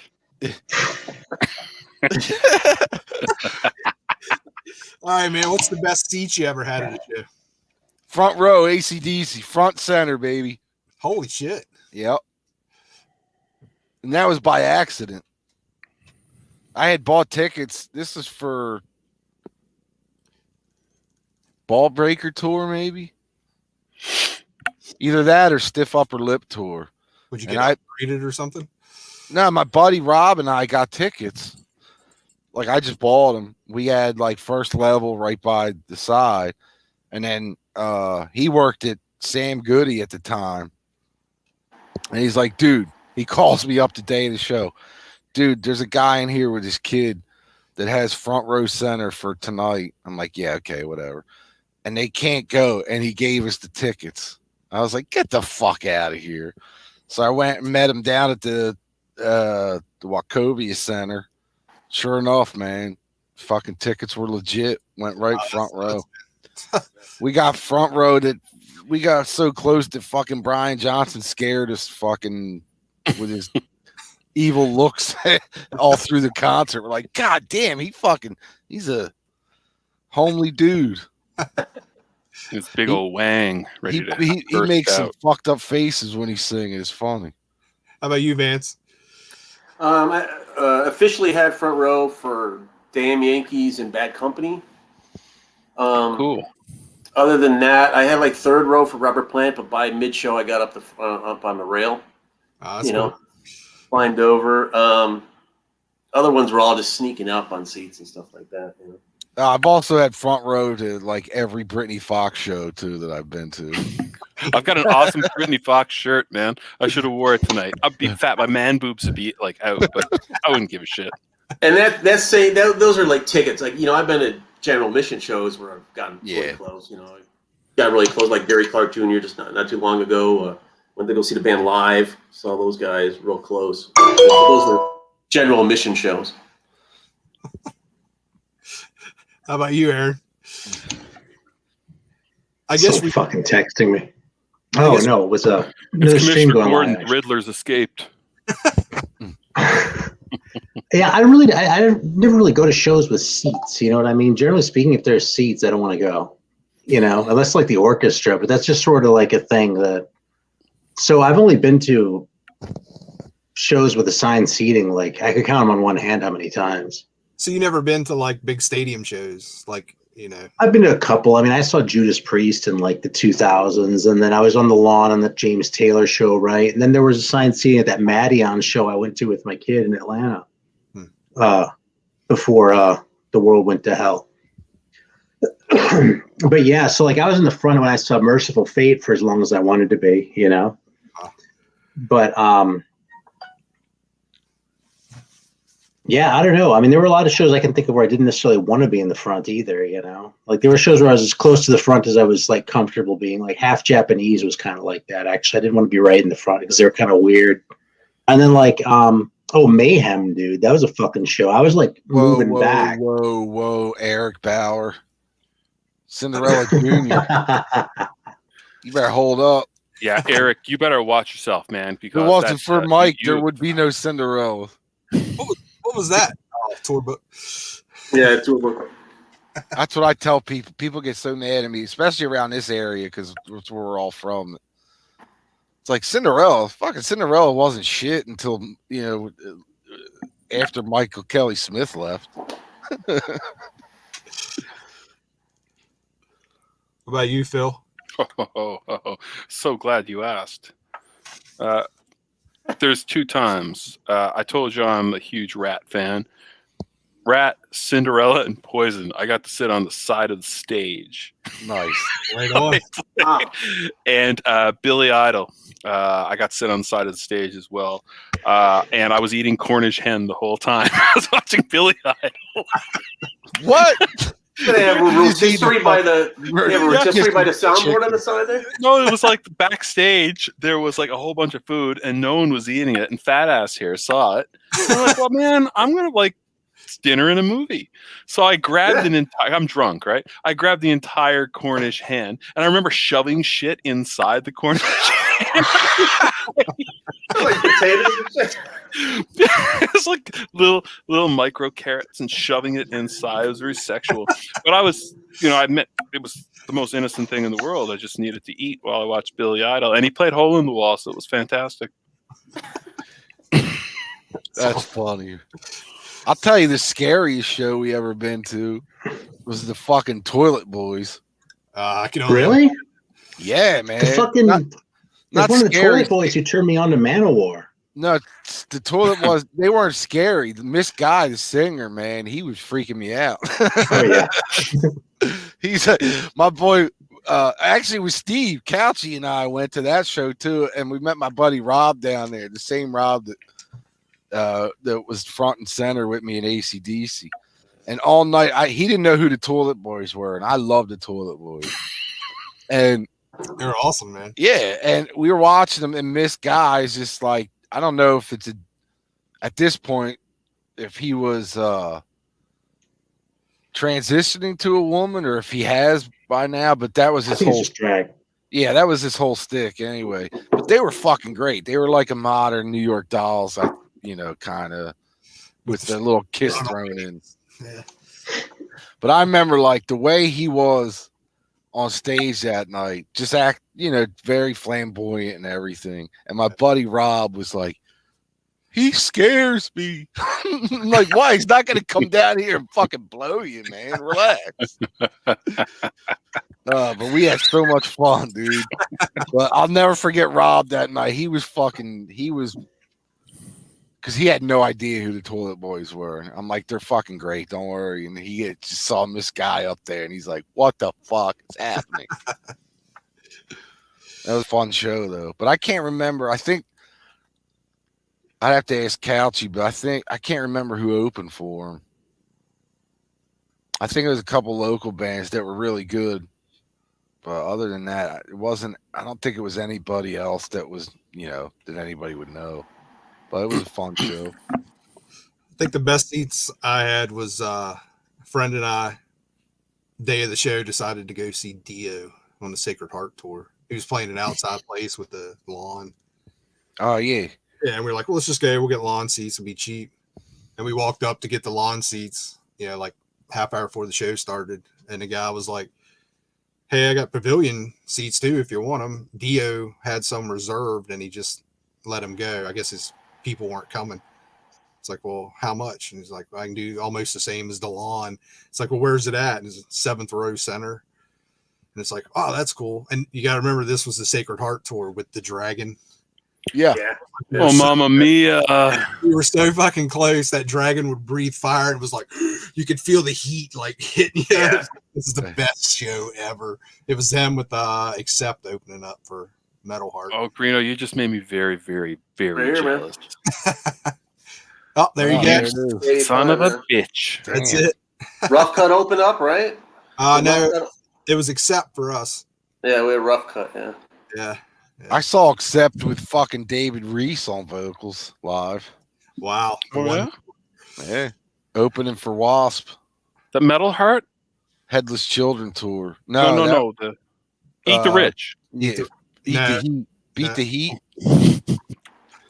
Beat the Heat. Beat the Heat, right? Yeah. Yeah, it's got some good songs on there, man. It's a barbecue album. It's a summer barbecue album. Nothing wrong with it. I remember when they went into Generation Clash, I was like, wait, no, they went into balls to the wall, and I was like, what the fuck? Like, who is this dude? What happened to the other guy? Like, I had no idea. I wasn't a big Accept fan at the time, but I got that Bangalore choir that oh yeah, Yeah, there's a new one, Scott- right? Or they reissued? reissued. Yeah, I never got that. Yeah. All right, what else you got? How about a band you saw past their prime? Kiss. Yeah. I'm going with Twisted Sister on the Come Out and Play tour. That was I'm gonna go with Question Mark of the Mysterians. How Yeah, long ago was that? it was I want to say 98. All right. So, I saw Steppenwolf at a bar right down the street here that literally holds 60 people in like 1998 ish, around that time. Yeah, I've seen like so many shows like that. You know, older bands that had their prime. I just went to August of 2019. It was like an 80s show for like $10, and it was like Flock of Seagulls, Motels, Wang Chung, the Vapors. For like $10. For $10, it was like 6 bands from the 80s. They all sounded good, but yeah, the Tubes were there, but it was like just the one, mainly the one singer and whatever else is in the band. What was each band making that night? $37? I don't know, man. For $10, it was at the Aragon, and I think I don't know if they sold it out or not, but yeah, I mean, there was a lot of bands. I'm like, how did they even split that up? I would have spent $50 to see the Tubes just to hear Sushi Girl. Yeah, Fucking white punks all dope. Yeah, man. Each band did maybe like each band maybe did like 3-4 songs. Honeymoon Suite for me. Canadian band. Oh man, dude. End credits music to One Crazy Summer. Awesome. Where did you see them though? Where did I see? You're not even gonna know it. You just saw a past their prime, right? And I'm not even convinced they ever had a prime. Oh yeah. He said he was in a mood. There was Uriah went Heep opened up for fucking deep on Judas that Priest the band. last time I saw him too, and I thought they were all right, but they were past their prime. Who's Yeah. left in that band? That's the thing. I don't even know. Have you guys ever walked out on a show because it was just so shitty? No, I don't think I have. In your head. I paid the money. I want to see the whole thing, I guess. Oh, not me. You can only whip me so long. I will not crave that whip. Who did Who did you walk out on? I walked out at Adrian Ballou. Who? Oh, Adrian Ballou. Oh, okay. I've heard. I don't know, but Yeah, I had free tickets for. I was on the paper in school, and I thought he was a fucking chode. I can't think of So I anybody left. I walked out on. Ozzy Osbourne. Oh, go ahead, Greeno. no, go ahead, man. You walked out on Ozzy? Ozzy. I was high. I can tell you that. But I remember like weeping. It was so embarrassing, so frustrating. Ozzy came out, like they actually pushed him out on stage, and he was not dressed up at all. He was just in a black like jogging pants. It's like shit that I would wear around the house. And he just came out, and he was so fucking confused, and he was just like, I can't fucking hear you. I can't fucking hear you. And I was like, this is like elder abuse. Like this is not cool. Well, right? I went on this kick about a year ago where I was listening to like bootlegs from like 1981-ish, like when he was like at his most drunk. Just like that's what I'm envisioning in my head. I assume you saw him later than that, but like that's what I'm picturing here. Yeah, this is about 2005 or 6, and Rob Zombie, whatever Vance, you'll know. Vance knows. He's got this in the database. Help me, please.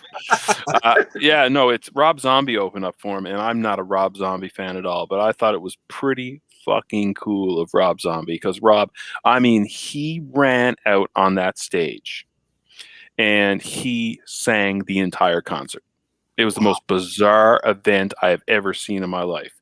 Wow. So Rob sings the whole, and when Ozzy he just passed the hymn, and when Ozzy was getting a chance to sing, he would just be like, "Crazy Jane," and I was like, "Oh my god, this is so tragic!" Like, and I was like, "I can't watch this because, he's ruining the ultimate sin for me."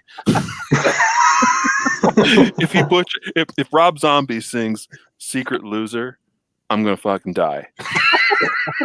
I'm not ready. I think I might die too for a different reason. I walked out on Rob Zombie. Oh Really? yeah. Yeah, because I saw him. The first album had just come out. Saw him in a little bar in Morgantown. I think I've told this story before. And they were Rob Zombie or White Zombie when he was doing the White Zombie. Or White They were- Zombie, yeah. they were still half a cover band and half their new stuff. And they started out with Detroit Rock City and Cat Scratch Fever, and broke into one of theirs. And there might have been 20 people in the bar that night. And we were like, "You guys ready to go?" So we took off. It was bad. I walked out on Dylan. He was god awful. I would have walked out on him too. I took the wife. She wanted to see him. And Junior Brown was opening. And I'm like, fuck yeah, I'll go see Junior Brown. And Junior Brown was awesome. Dylan come out and doing the Aussie. Just didn't know what the hell he was saying and everything else. And the sound just sucked. It was so goddamn loud. You couldn't understand anything. Yeah. And we were up close, and the wife was like, "We can go."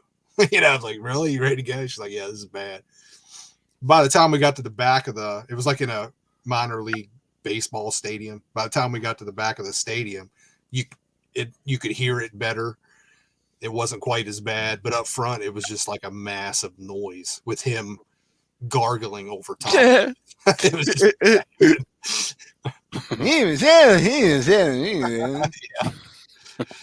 That's really the only two I've ever walked out on. I can't with Bob Dylan anymore. I just can't do it. I will say this though, I did walk out on Iron Maiden. I remember this now. Matter of Life and Death tour. I can see that. Bruce was in a particularly fussy mood that night. He gets the. That's a good word. Yeah, he was very fussy, and like there was a and I shit you not. Now I love Bruce Dickinson, and I feel like I'm plowing on Maiden tonight, and I don't want to come across that because I'm a Maiden fan. They were up there, and I'm telling you, there was a kid, and he had a pink neon sign, like one of those like Raw fucking wrestling, and he had like play Number of the Beast because they were only playing Matter of Life and Death songs. And it got up on stage, and Bruce looked at it and pointed to the kid and ripped it in half and said, "We're not a greatest hits band." And I'm like, you know what, dude? Fuck you. Yeah, you Fuck are. you. And guess what? Next month or next tour, nothing but greatest hits. Yeah. Bruce is an awesome guy. Great. I don't know him, but I mean, I love Iron Maiden, but that was shitty. Yeah. That is That was a kid's first tour. Definitely a first show for that kid. He was I met him once. He was kind of, like you would think he would be, kind of snooty. And I met Rob Halford the same night, and he was the total opposite. He was like we knew each other for 10 years. Well, that's why I've always been a bigger Priest fan. I've always liked their vibe way better. Well, Steve Harris was like that too with us. Like, oh yeah, sat down and just talked and bullshit, and not even about Maiden or just music in general. We were talking, and then Dickinson didn't want any part of it, any of it. Later, Eric. See you, Eric, man. See you, John. See you, Eric. John. Guys, we're 2 hours into this. Wow. There's about 75 questions that we haven't even touched. You fucked it up by bringing up Anthrax, and everything went off the rails. Mm-hmm. Jackson. Yeah, we got through like 4 questions out of like 4 pages of questions. Right. We'll have to do this I again. would like to know if anyone. One good question was anyone. I don't mind me taking on lead guitar here because one good question was: have you ever been thrown out of a gig? There's got to be some good stories here, boys. Almost, but no. Oh yeah. Yeah. What did you do? What did you do, man? What did I do? It was the here you go. It was the Rolling Stones Steel Wheels tour up at Alpine Valley. Living Color opening up. They're playing. This is packed. It's Alpine Valley. It's a big lawn. It's where Stevie Ray's lawn helicopter crashed and all that. I had to go, man. A couple beers out in the parking lot. We're in the beer garden. There's this railing or whatever. We got a great spot in the beer garden to see everything. And I got to take a leak, man. And there's no way I'm going to be able to make it all. Living Color just finishing up. No way I'm going to make it all the way up to the bathrooms and then get back down and get this spot in the beer garden with all the people around, right? So I'm like, fuck it, I'm just going to go right here. And it's right on the fence.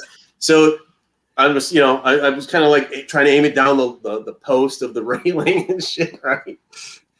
This guy walks by and I hit him with the stream. Oh, yes. So this guy's like, hey, that fucking guy's pissing over there. He's pissed at me. Fucking security guys come in. They pull me out. They're about to haul my ass up the hill out to the park. And I'm like, whoa, man, it's not me. It's not me. It was this other guy. It was, what are you talking about, man? I'm here to see the show or whatever. And I'm like, what? So the guy that was like yelling didn't kind of come back to say anything because he was obviously going down a hill. So I just talked my way out of it and got back into this. I'm like, there's no way I'm going to get kicked out of this freaking show, and this and that.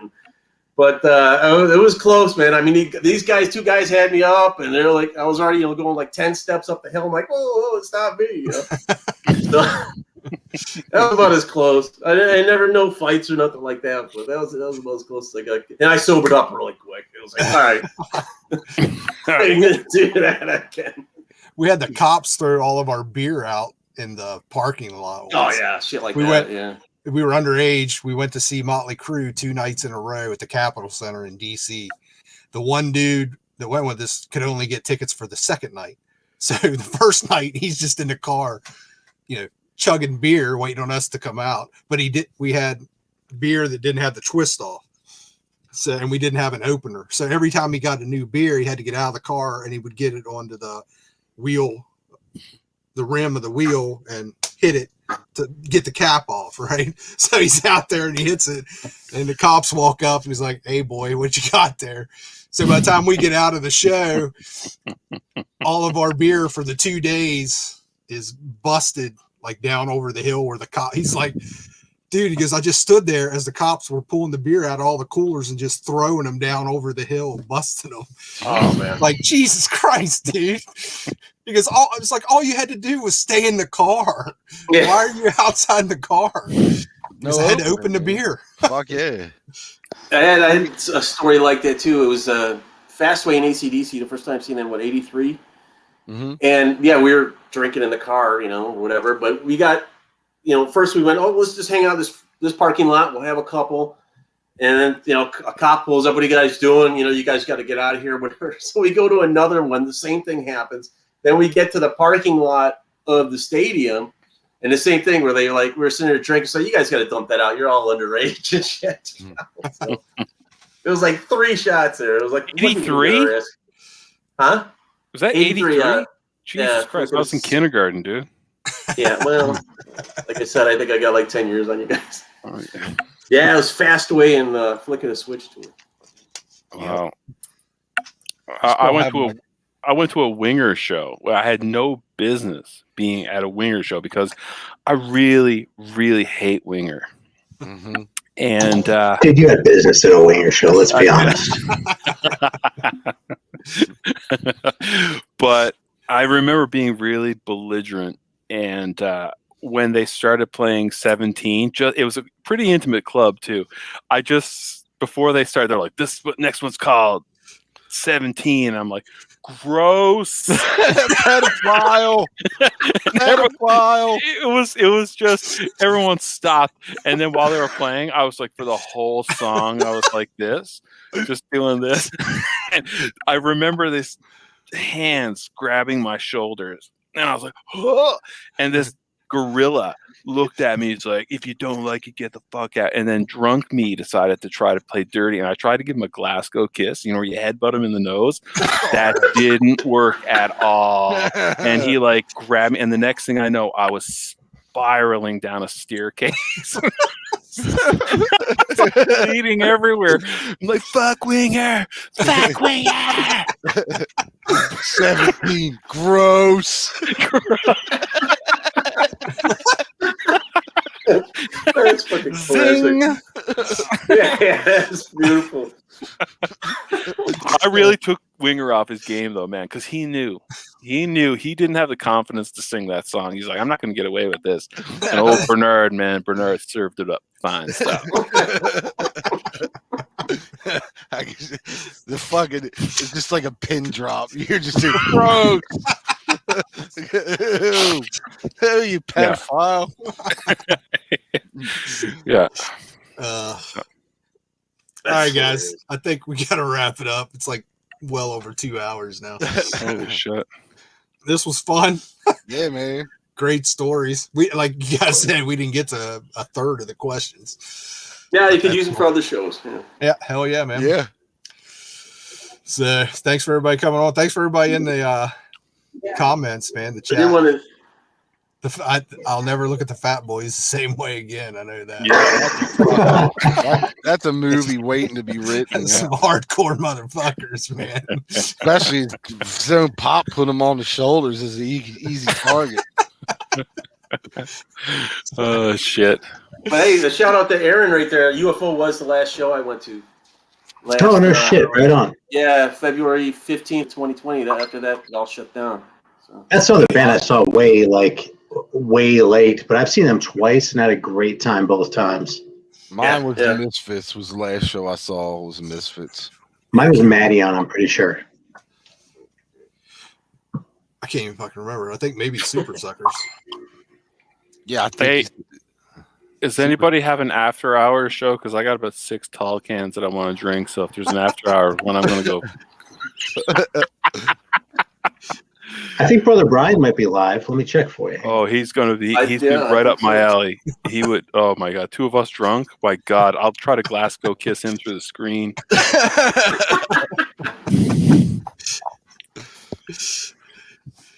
Oh goddamn. That's funny. Yeah. Oh, Davis is live. He thinks he's better than us.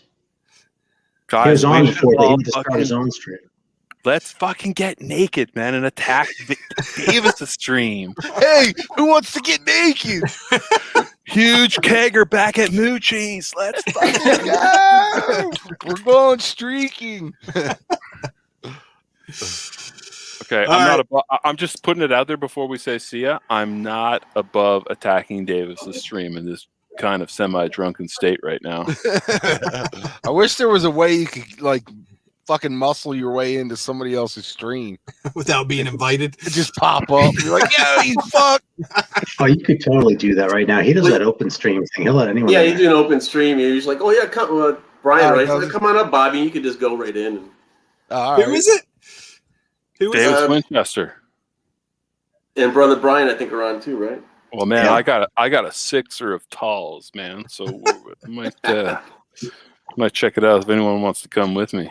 I've heard stories on other streams that they'll do that. They'll set out an open link, and some guy will go sneak in and start waving his junk on camera and shit. Yeah. Well, what do you think is going to happen? You know. Yeah. I know. You know somebody's going to do that. Man. It's easy, dude. You can go on and not. It's like the old Max Headroom thing. If you guys knew that, when here in Chicago, and the guy broke into the public. Yeah, that was fucked up. They still don't know how that happened, right? No, they don't. They don't know who did that. It's like Mikey Bananas is up for streaming with you. Oh shit, Mikey, where are you, man? Where's the after party? Yeah. All right, guys, listen, it's been an absolute pleasure and a ball. I'm honored to be on here. I don't know how he followed up Jason McMaster. I don't know how you went down to this fucking shithole, but anyways, that's cool. And we have to get Jason and CJ back on and all those guys. I want to get on there and I want to hug them like virtually. It's like, I want to hug you. Do you accept? Yes, I do. Thank you. Can I Maybe smell your George, hair? what the hell? Who is this guy, George?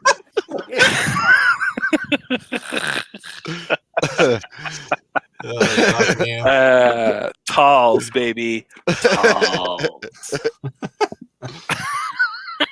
You gotta sip the real shit. Oh, Gentleman no, Jack. no.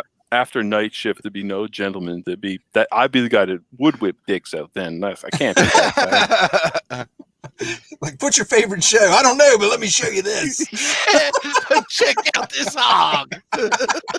I will say, the only Like, what is way. that, a fucking baby arm? I really think that the only way to end the show is with Sign of the Hammer. What the fuck does that mean? Fucking Man of War. Man of War shit. forevermore. Yeah. Man of War forevermore. Thank you. Man of War forevermore. Holy fuck. Me and Zeppearl are going to go play some D&D now. Okay. All right, everyone. Man. Thank you. Good night. God bless Cool. everyone. We'll see everybody next time. Thanks for everybody for showing up. It was a good night. Isn't that DX? George is like, what the hell is that? Fucking DX, man. DX is the reverse Man of War. Oh, yeah, wait. Did we do the ZZ Top? There you go. Boom. ZZ Top, Brooks and Dunn. There's the reference for the show. We already talked about ZZ Top, man. We did? Oh, fuck. Yeah, remember I showed that moving fucking Oh, quad right. ball. Well, fuck it. Yeah. Is that Come Pearl on, in Canada? man. They're called Vince, Zed you Top. almost made it through the whole show without us picking on you, and now we're gonna have to. Look at his face. He's angry. I'm just kidding. Davis Winchester, we're coming, baby. All right, fellas. I'll see y'all soon. All right, later, man. Thanks for coming.